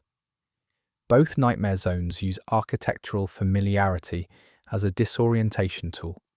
You think you know where you are because you recognize the stonework, and then something is wrong, and the recognition becomes the source of the wrongness. The lecture building's structural position in the game, reachable only through being kidnapped to Yharnam, or through a specific door in the Nightmare Frontier, marks it as liminal by design. You're not supposed to be here by conventional navigation. The lecture building occupies a space between worlds, between the real Yharnam and the nightmare layers beneath it. The students who inhabit it were studying the connection between these worlds, and they have been stuck in the connection ever since. The building's architecture, classrooms, a great hall, corridors full of locked doors, suggests a place that was once organised and purposeful, now adrift. The Thumerian labyrinth beneath the city is designed with a different visual vocabulary from everything above it. Where Yharnam is Gothic and ornate, the labyrinth is ancient and geometric. The stonework is older and simpler. The iconography is different. The enemies are different, ancient Thumerians and their servants, creatures that predate the Scourge, whose transformations are their own. The labyrinth suggests depth in the archaeological sense. You are going down through time, through layers of civilization, and each layer is stranger and older than the one above it. The deepest chalice dungeons have enemies and bosses that do not appear anywhere in the surface game, and the architecture in those depths suggests something that is not Thumerian anymore, something older still. The boss arenas in Bloodborne are notably specific to the context of each boss. Father Gascoigne fights in a graveyard. The cleric beast fights on a bridge. Amelia fights in the cathedral's nave. These are not generic arenas. They are the places where these encounters make dramatic and spatial sense. The graveyard for the hunter who has become what he hunts. The bridge for the first encounter with the Scourge at scale. The cathedral for the woman who leads an institution that has consumed its own purpose. The environment is part of the boss's meaning. The Forbidden Woods path structure, the labyrinthine approach through trees and then snake-infested fields with multiple false exits and dead ends, is a deliberate creation of navigational anxiety. You cannot maintain a clear mental map of the Forbidden Woods the way you can maintain a mental map of central Yharnam or Cathedral Ward. The path doubles back. Landmarks are hard to establish. The game is using layout to create a feeling of being lost in a forest, a feeling that is tonally appropriate for a zone about things hiding in the undergrowth. Being lost is the zone's primary emotional condition. Hemwick Charnel Lane's layout is deliberately incomplete feeling, like a side excursion, rather than a full zone. It is short, it connects two larger areas, its boss is optional, and its rewards are specific, rather than progression gating. The lane feels like a place you visit, rather than a place you conquer, and the brevity of the visit makes the horror of the execution grounds more effective. You're passing through a place where terrible things happened on your way to somewhere else. You do not linger. The game does not ask you to linger. The horror is in the glimpse. The upper cathedral ward's ascent, the long vertical approach through progressively emptier and stranger spaces, is designed to make you feel like you're moving away from the human world and towards something else. The enemies become fewer and stranger. The architecture becomes cleaner and more severe. The windows look out onto nothing but sky. You are moving toward the top of what the church built, and the top of what the church built is as far from the crowded, blood-soaked streets of central Yharnam as you can get while still being in the same building. The ascent is the game's physical argument for the church's failed aspiration. Yahargul's layout is among the game's most punishing, and the punishment is thematically appropriate. The zone has enemies that can curse you. The malformed beasts apply a penalty that halves your total health capacity. The shadows of Yharnam ambush in threes. The giant bellwomen pull additional enemies from elsewhere. Yahargul is a zone that is hostile in stacking, compounding ways, and the hostility reflects what Yahargul is, the place where the Mensis ritual is concentrated, where the nightmare presses hardest against the city's fabric, where reality is thinnest. The difficulty is environmental storytelling. The tonal shift between the regular game and the DLC is immediately visible in the environments. The old Hunter's Nightmare streets are more extreme versions of Yharnam streets, more blood, more fire, more distortion. The research hall's clinical whiteness contrasts sharply with the Gothic stonework of everything that came before it. The fishing hamlet's coastal decay is unlike anything in the base game, tonally separate, deliberately placed at the end as the revelation of origins. The DLC uses environmental design to communicate that you have entered a different layer of the game's history. The lighthouse in the fishing hamlet, the tall structure at the far end of the zone, surrounded by the ghost fisherman, is one of the game's most quietly resonant images. A lighthouse points towards civilization, towards safe harbour, toward the shore. This one stands in the middle of a nightmare, surrounded by the ghosts of people who were destroyed by contact with what the ocean contained. The lighthouse's purpose was to help people navigate. It failed at its purpose. It stands anyway.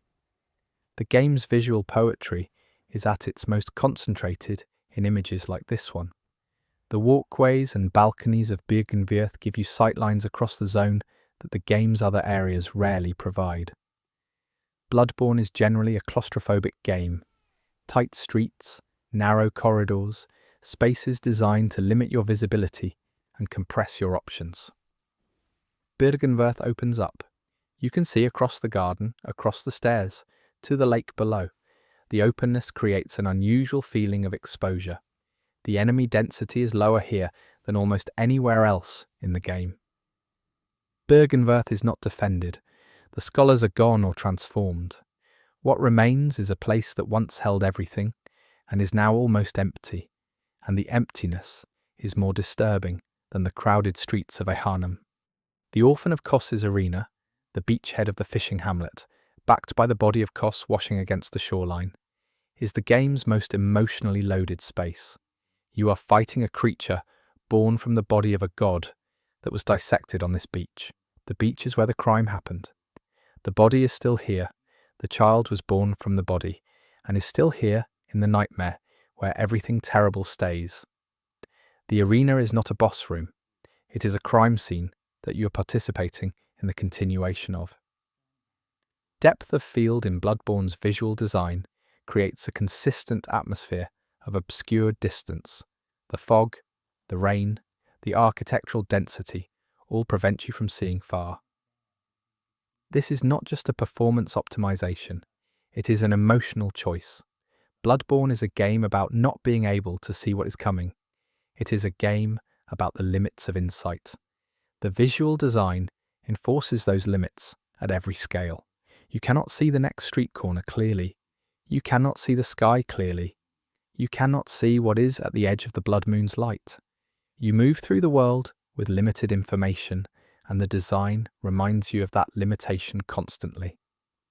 The return visits to zones, going back to places after the blood moon rises, and finding them changed, finding new enemies, finding NPCs in new states, are the level design's way of participating in the game's temporal structure.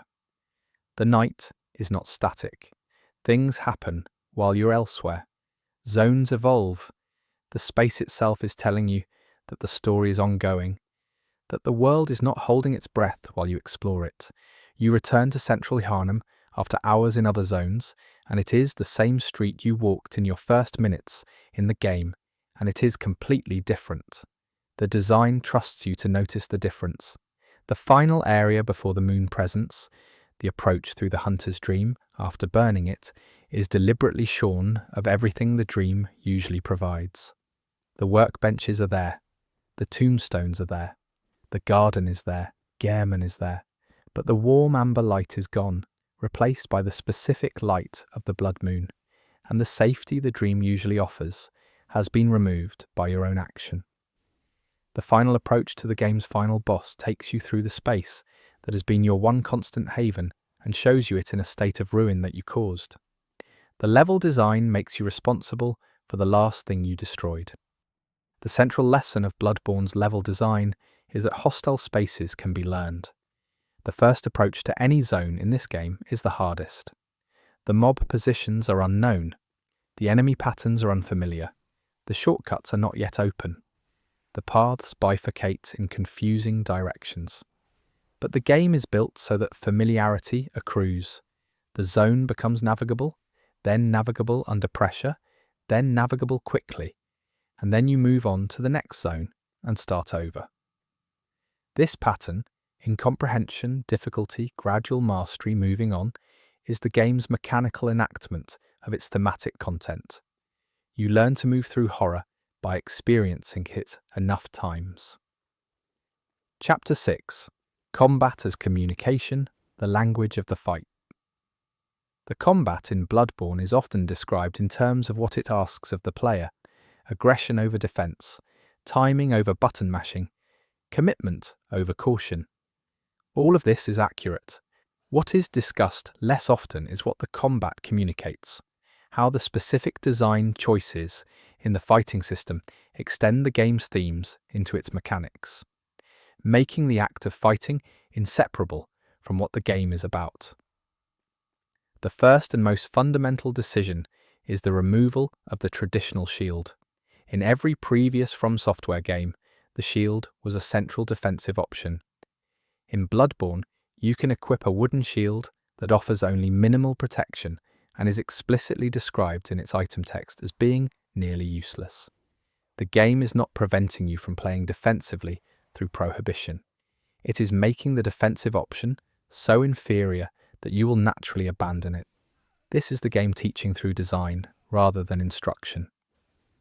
What replaces the shield is the rally system, the mechanic by which health lost in combat can be immediately recovered by striking back at the enemy before the recovery window closes. This is the most important single design decision in Bloodborne, and it is also the most explicit statement the game makes through its mechanics. To survive, you must attack. Retreating, healing, backing away. These are all slower, more dangerous, less effective than closing and striking back. The game has encoded its philosophy of engagement into its survival system. Aggression is not a style. It is the correct answer. The transformation mechanic of trick weapons, the shift between two forms by holding the weapon transform button, is timing dependent in a way that creates a second layer of engagement. You are not just deciding when to attack. You are deciding which form to attack with and when to shift. The saw cleaver in its standard form is faster and better in close quarters. Extended, it reaches further and trades speed for coverage. Every weapon in the game has a similar conversation between its two modes, and learning which mode to use in which situation is a literacy that the game builds in you over dozens of hours. The gun's role in the combat system is one of the most elegant mechanical decisions in the game. In any other game, a firearm would be a ranged damage option, a tool for hitting enemies from a distance. In Bloodborne, the gun deals almost no damage at range. Its function is exclusively to parry, to stagger an enemy mid-attack at the right moment and open them for a visceral, close-range finishing move that deals massive damage. The gun is a defensive tool that functions offensively.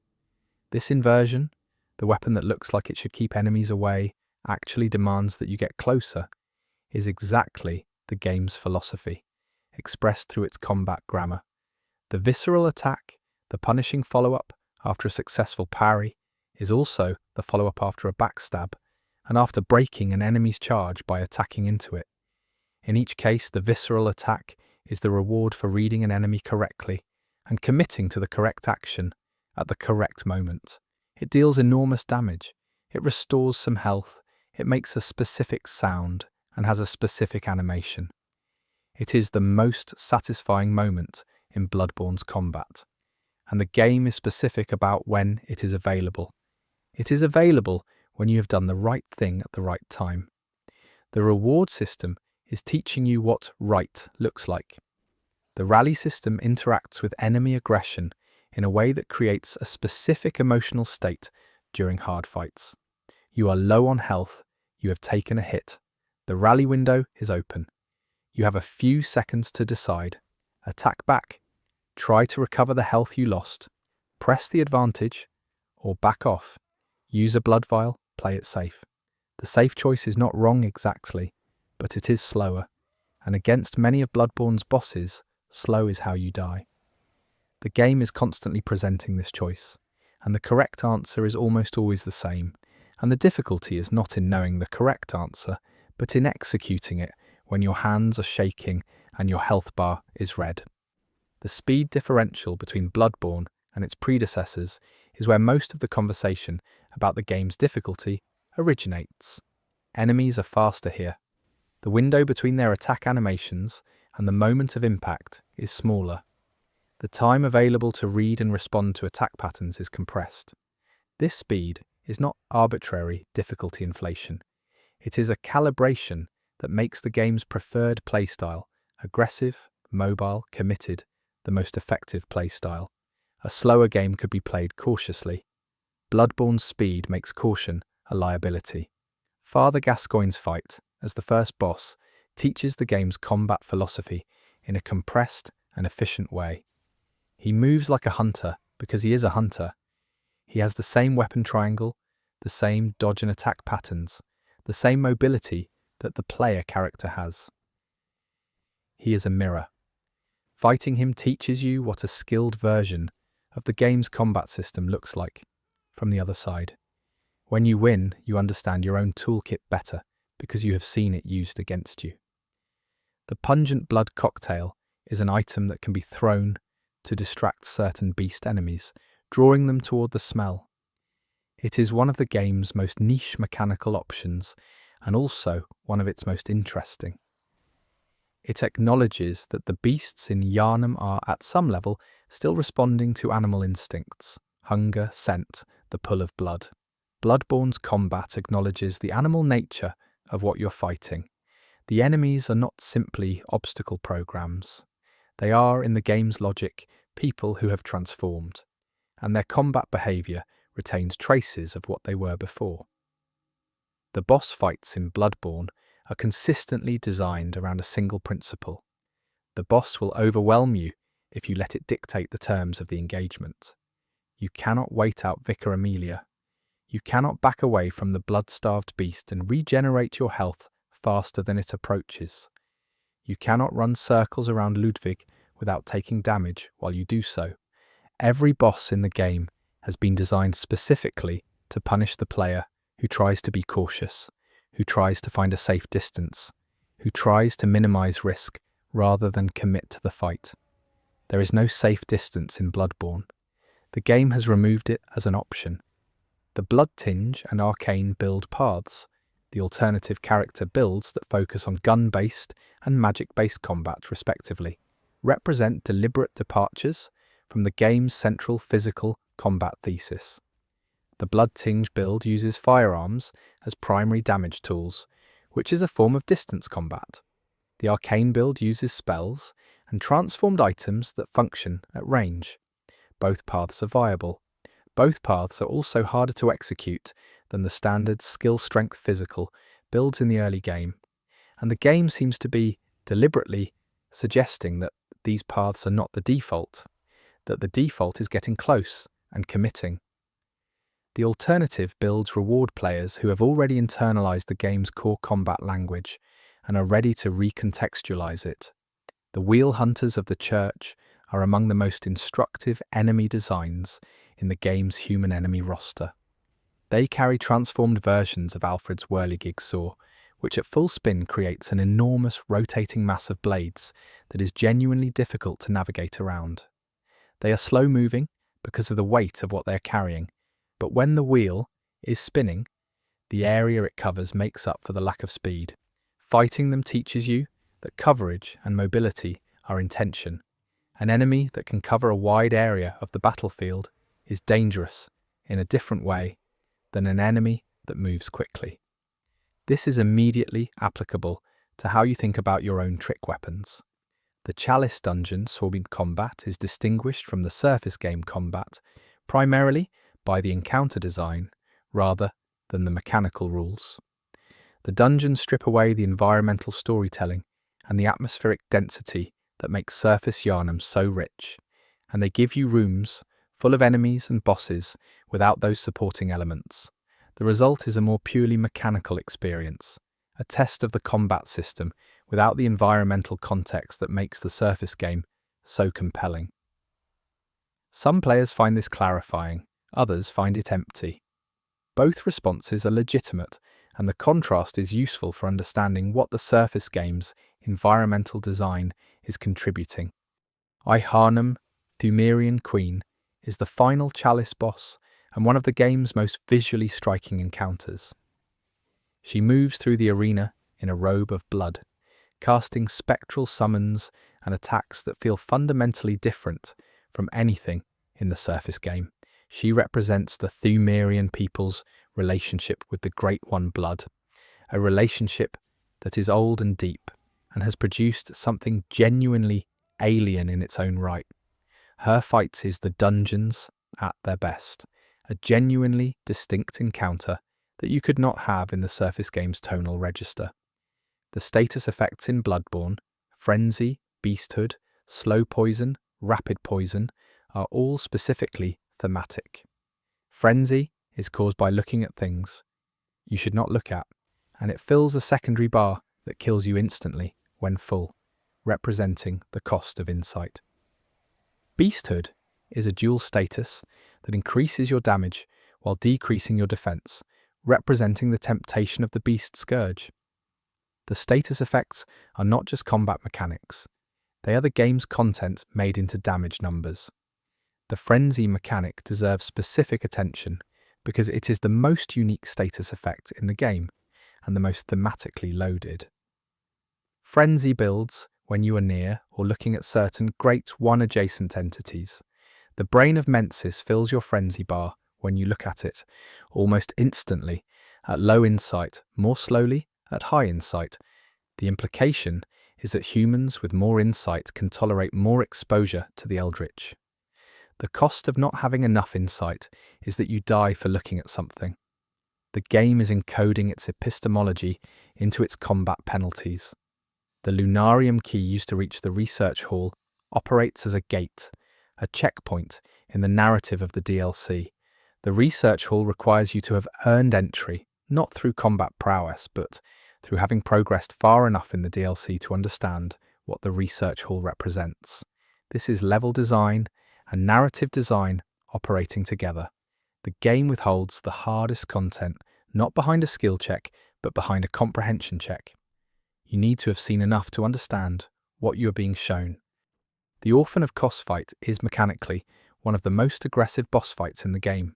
The Orphan does not give you sustained breathing room. Its second phase is more aggressive than the first. It uses the environment, the shoreline, the water, the cramped beachhead, to limit your movement options. It fights as if it is furious, as if the fight itself is an expression of what it is.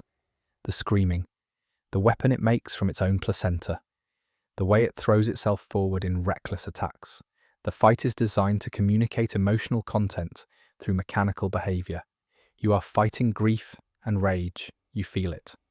The Pthumerian's melee attacks in the Chalice dungeons have a quality of precision that the surface game's beast enemies do not. They are not animalistic. They are skilled, measured, intentional. They suggest people who trained. They suggest a martial tradition. The Pthumerian descendant, in particular, moves with a fluency that implies a centuries-old warrior culture. The combat design is telling you something about who the Pthumerians were before the Great One. Blood transformed their civilization into the buried ruins you're exploring. The satisfaction of Bloodborne's combat, when it works, is specific to this game. It is not the satisfaction of a well-executed combo chain or a mastered combo system. It is the satisfaction of having read a situation correctly under pressure and acted on that reading before the window closed. It is timed, it is committed, and it is non-reversible. When a visceral connects, and the enemy staggers, and the numbers hit the screen, what you are feeling is the reward for having been correct at a moment when incorrectness was fatal. The game has trained you for months to make this judgment, and the reward is commensurate with the training. The parry timing in Bloodborne is tighter than in any previous From Software game, and looser than Dark Souls 3.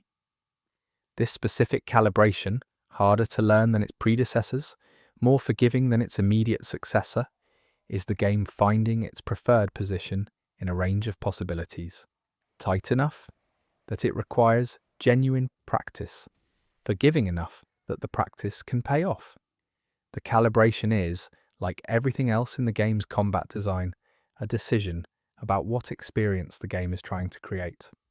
What the combat ultimately communicates, in aggregate, over the course of however many hours you spend in Yharnam, is that the way to survive hostile things is not to keep them at arm's length. It is to close, to read, to commit, to absorb the consequences of your mistakes and press forward from them. This is true in the combat system, and it is also the game's advice about everything else it is describing. The hunters who survived longest were the ones who could commit.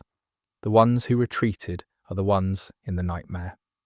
Chapter 7. Insight, Madness, and the Cost of Knowing. Bloodborne has an unusual relationship with knowledge. Most games reward the player for acquiring information. The more you know, the better you perform. Bloodborne does this too, but it also shows you the costs of knowing. The game has a whole system built around the idea that some information comes with a price, that seeing certain things changes you, and that there is a version of understanding that is indistinguishable from damage. The insight system is the game's mechanical embodiment of this concept. Insight is a numerical value that increases when you discover new areas, encounter new bosses, and use certain items. High insight changes the game in specific ways.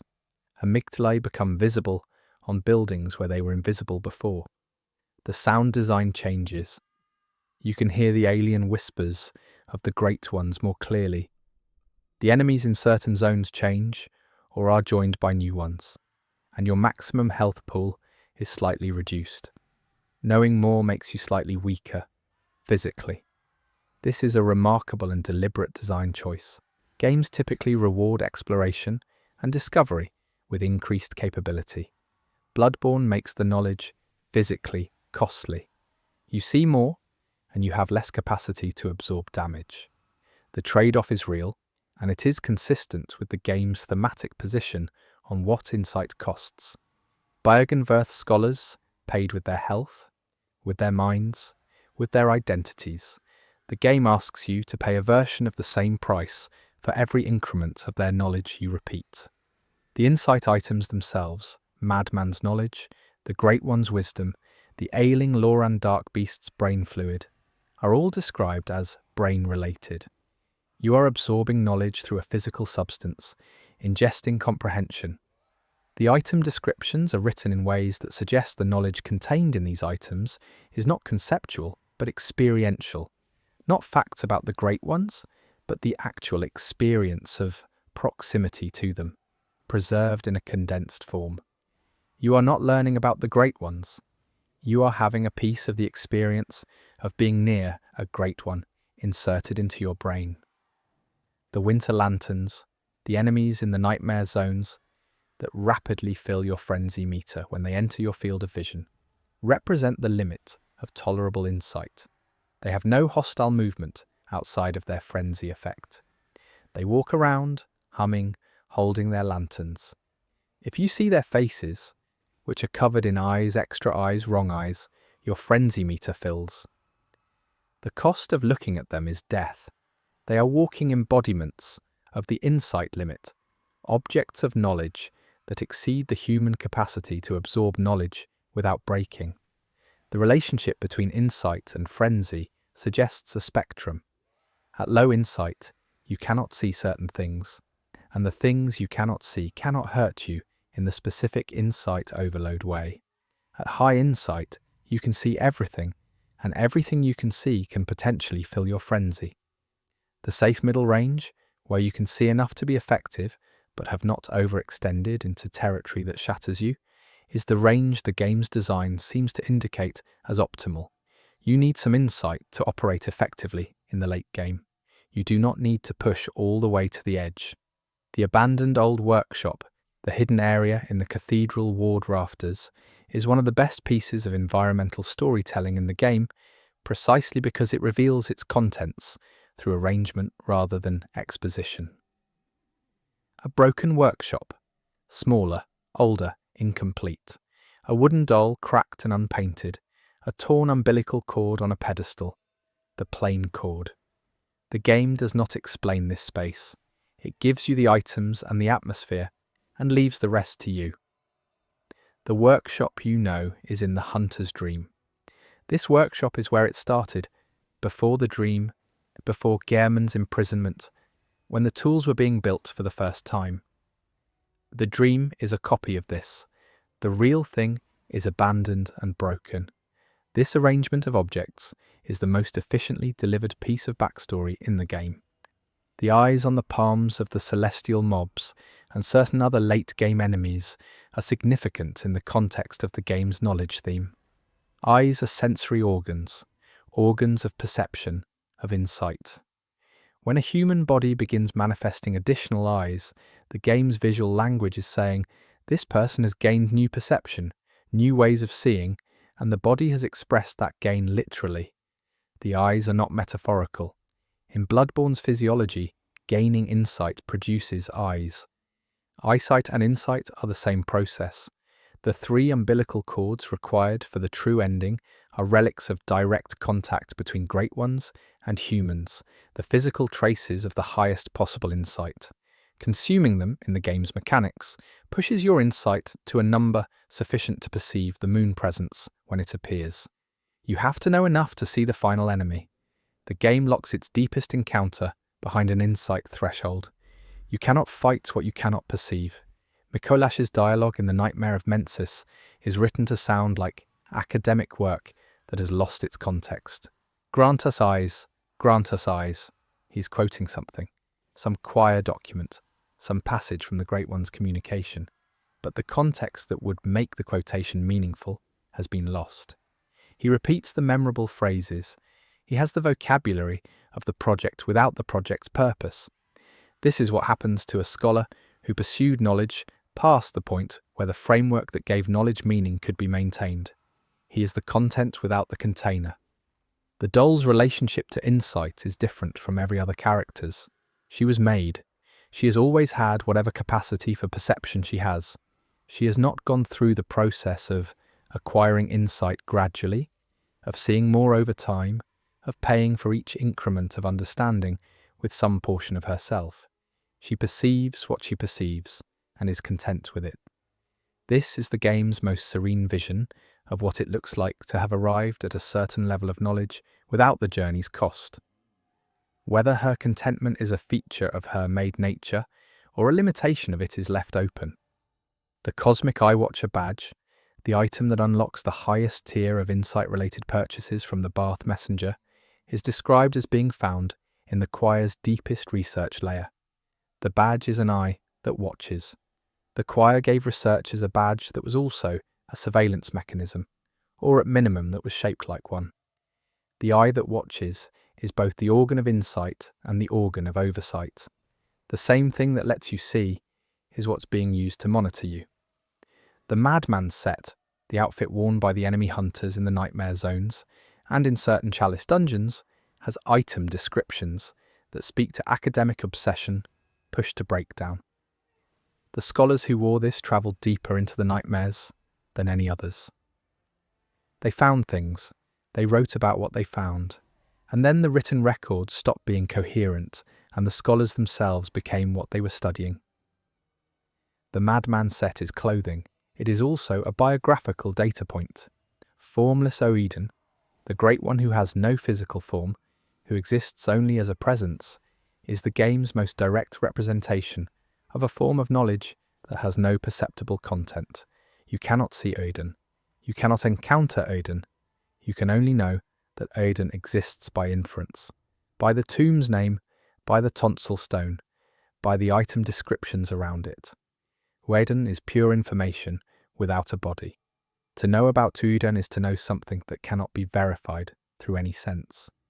The game includes a god of pure information as a background presence in its cosmology, and it is worshipped sincerely by people who can only ever know it by implication. The eye pendant and the various insight-granting items found in Byrgenwerth are positioned around the lake area near the approach to Rome. The game is clustering its insight economy around its pivotal veil drop moment. Before you descend into the lake and kill Rom, these items are there to be gathered. After you kill Rom, the veil is lifted and all that insight becomes active in the world. The game's item placement is synchronized with its narrative structure in a way that functions like a countdown. The Bloodletter weapon has one of the most specific knowledge-themed item descriptions in the game. It describes a weapon designed to expose the true nature of the blood, to force it out of a person's body through violence and reveal what the blood actually is.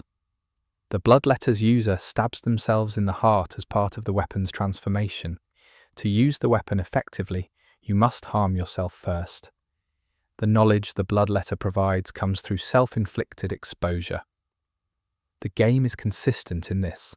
The most powerful forms of insight are the ones that cost something from the person seeking them. The lore notes in the game, the documents you can read in the lecture building and elsewhere, are written in a register that is simultaneously academic and unravelling. Early Byrgenwerth documents are precise and organised. Later church documents begin to develop the vocabulary of the church's particular perspective.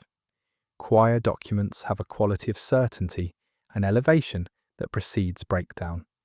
The documents in the nightmare zones are fragmented.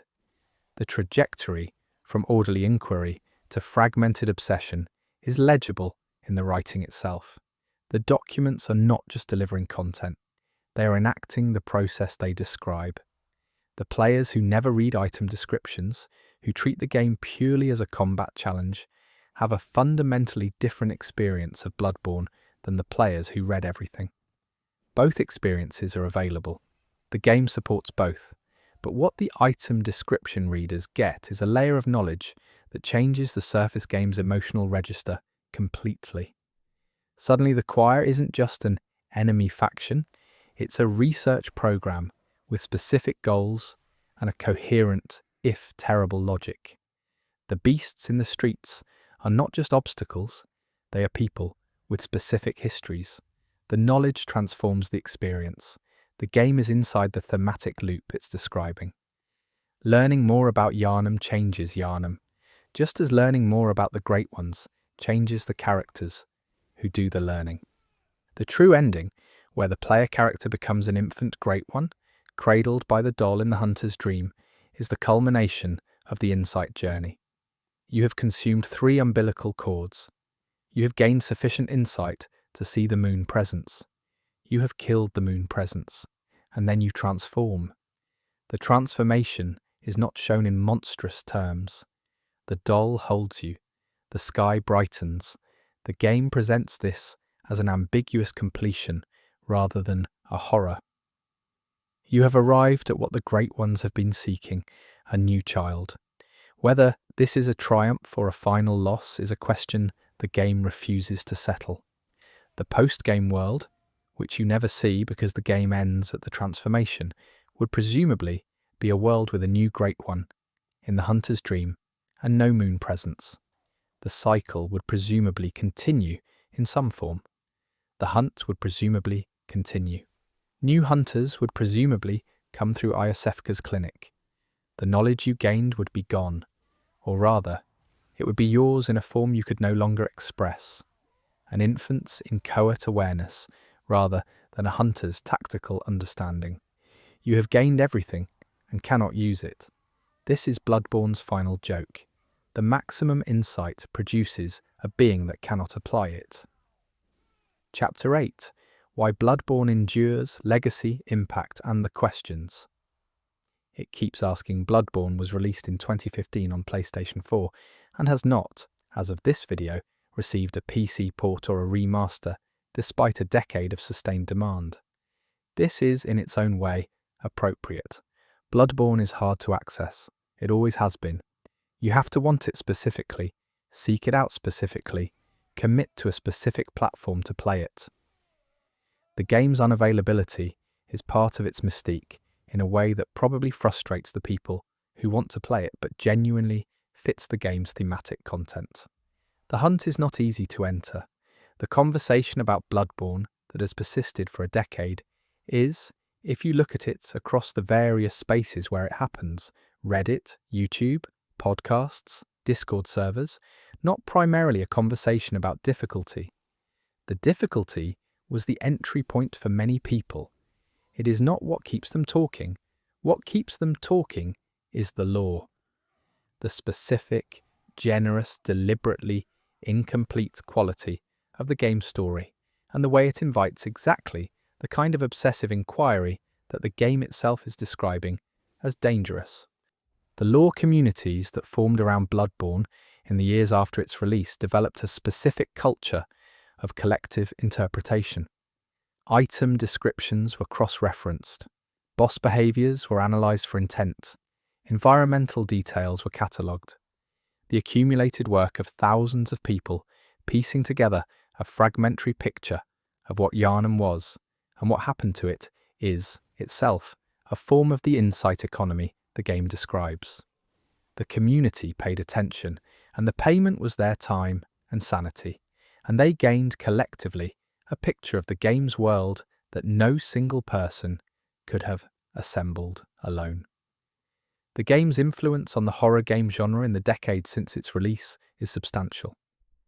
The atmospheric approach, using architecture and environmental storytelling to build dread rather than jump scares, has become a widely understood design principle. The specific aesthetic of Gothic industrial horror, of the collision between the Victorian adjacent and the cosmically alien, shows up in games and films and books that have come after. Bloodborne did not invent this aesthetic, but it popularized a specific execution of it that has been widely referenced. The trick weapons of Bloodborne generated a design language that influenced subsequent From Software games. Elden Ring's weapon system, in particular, shows clear evidence of the lesson From Software learned from Bloodborne about the emotional and mechanical value of weapon transformation. The Bloodhound's Fang and the Blasphemous Blade in Elden Ring have the same quality of being tools with personalities that Bloodborne's weapons have. The weapon is not just a stat delivery mechanism. It has a history and a position in the world and a feel that reflects that history. The argument about whether Bloodborne is the best From Software game, a conversation that has been running continuously since 2015, is less interesting than the question of what makes it distinctively excellent. It does specific things better than any other game in the From Software catalogue. The aesthetic coherence is the tightest, the thematic integration of mechanics and content is the deepest, the lore is the most concentrated. What it gives up for those qualities, the build diversity of Dark Souls, the open world of Elden Ring, the multiplayer depth of some of its siblings, is a real cost. Bloodborne is the most focused thing From Software has made, and focus is always purchased at the cost of breadth. The PlayStation exclusivity question is a genuinely significant frustration for the game's potential audience. There are people who have been wanting to play this game for years who have not been able to do so without purchasing specific hardware for the purpose. The community response to this, the fan-made PC port projects, the sustained advocacy, the backlash against Sony's apparent indifference, shows how deeply people feel the unfairness of the access situation. The game deserves to be more widely available, that it isn't changes who the lore community consists of, primarily people who cared enough to get a PS4 or PS5, a self-selected group whose investment in the game is necessarily high. The Chalice dungeon system remains one of Bloodborne's most underexplored features, both by the game's own audience and in public discussion. The dungeons contain lore that is nowhere in the surface game. The Queen Yharnam boss, the Loran and Is Great Ones, the deepest Pthumerian material. Players who skip the dungeons miss a substantial portion of the game's content. This is not a criticism of those players. The dungeons have real design issues that make them less compelling than the surface game. But the lore gap between dungeon completionists and surface-only players is significant and rarely discussed. The Bloodborne experience has a specific shape that most players seem to share across platforms, builds and playstyles. The overwhelming opening, the gradual click of understanding, the growing confidence, the specific humility of a new zone or a new boss returning you to incomprehension, and the eventual mastery that comes with enough hours. This shape is not unique to Bloodborne among From Software games, but Bloodborne's version of it is the most concentrated, the peaks are higher, and the valleys are lower, because the thematic integration means that the emotional stakes of the combat connect to the emotional stakes of the lore. in a way that amplifies both. The new Game Plus in Bloodborne adds a layer of meaning that is explicit in the game's design, but rarely discussed. The hunter's dream is eternal. The hunt recurs. You can play through the game multiple times within the same playthrough, and each loop is positioned within the fiction as another cycle of the same night. Bloodborne is built for replaying, not in the sense of having alternate routes that change the story, but in the sense that understanding the story better on subsequent playthroughs changes what you see in the environments you already know. The knowledge is recursive. The game gets better as you know more about it. The run speed of the player character in Bloodborne, significantly faster than in any previous From Software game, creates a specific relationship with the game's spaces. You move through Yharnam quickly. You can cover the city's extent in minutes once you know the paths.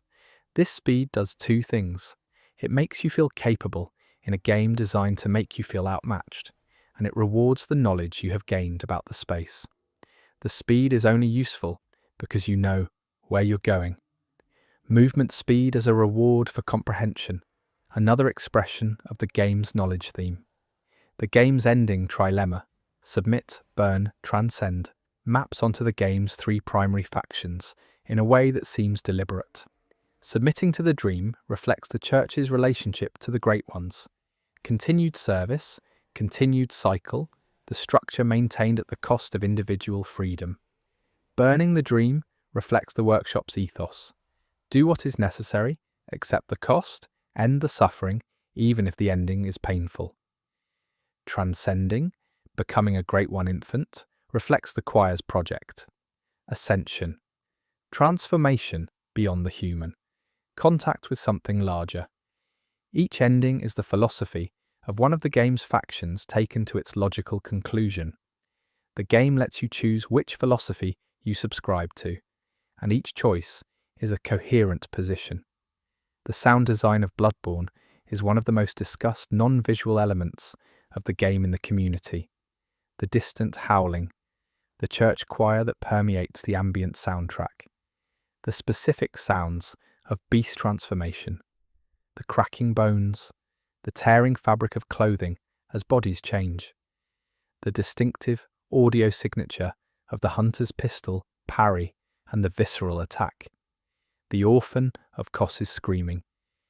Each of these sounds has become associated with the game's content in a way that functions like a second language. Players who have spent time in Yharnam hear these sounds and feel something specific that cannot be described without reference to the context the game built for them. The critical reception of Bloodborne at launch was excellent but not unanimous, and the specific points of disagreement, the loading times, the lack of build diversity, the chalice dungeon's mechanical repetition, are all real issues that the game's defenders tend to underweight because the game's strengths are so overwhelming. Acknowledging these weaknesses does not diminish the game. It contextualizes the achievement. Bloodborne accomplished what it accomplished with real design compromises in specific areas, and the fact that those compromises did not undermine the achievement is part of the case for the game's genius. The relationship between Bloodborne and H.P. Lovecraft is the most discussed influence, but it is worth specifying where the game departs from the source material. Lovecraft's cosmic horror is premised on humanity's insignificance. The universe is vast and ancient and does not care about us, and this is terrifying.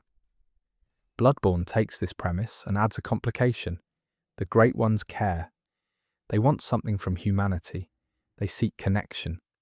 The horror is not that we are insignificant to the universe. The horror is that we are significant to it in ways we cannot handle, that the universe's version of interest in humanity produces the hunt, the scourge, the nightmare. Bloodborne's cosmic horror is a horror of significance rather than insignificance. The lore of Bloodborne continues to be debated in 2026, a decade after release. There are still specific questions. What exactly is the doll's origin in the real world outside the dream? What the nature of Eden's relationship with Queen Yharnam was?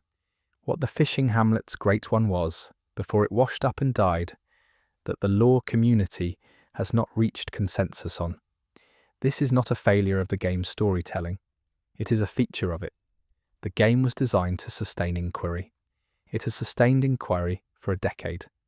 The Bloodborne community's specific warmth, the quality of mutual appreciation that characterizes the spaces where fans discuss the game, seems connected to the game's thematic content in ways that are hard to articulate, but are visible in how those communities behave. A game about the cost of insight produces players who take lore seriously and treat their own interpretations as provisional. A game about the dangers of obsession produces fans who nonetheless embrace a healthy relationship with the material because the game itself has taught them to see where that line is. The community has been shaped by the game's values in ways that make it a notably pleasant place to discuss a horror game about Victorian Plague City nightmare monsters. The genius of Bloodborne is in the integration. Every element that makes the game excellent is excellent in relation to the other elements. The combat is great, but it is greatest as an expression of the themes. The lore is great, but it is greatest in the context of the spaces where it is delivered. The spaces are great, but they are greatest as the setting for the mechanical and narrative experience. You cannot remove one element and have the same thing. Bloodborne is the sum of all of its parts in a specific proportion, and any single one of its strengths diminishes slightly when you try to separate it from the whole. What Bloodborne keeps asking, in every playthrough, for every new player who finally gets access to it and sits with it long enough to feel it, is whether there is a version of the hunt that ends well, whether there is a form of knowledge that does not consume its seeker, whether the cycle has an exit. The game's 3 endings are all honest attempts at answers, and none of them is satisfying in a simple way. And the fact that none of them is satisfying is the final and most coherent thing the game has to say. The hunt is real, the blood is real, the great ones are real, and the question of what to do about all of this does not have a clean answer.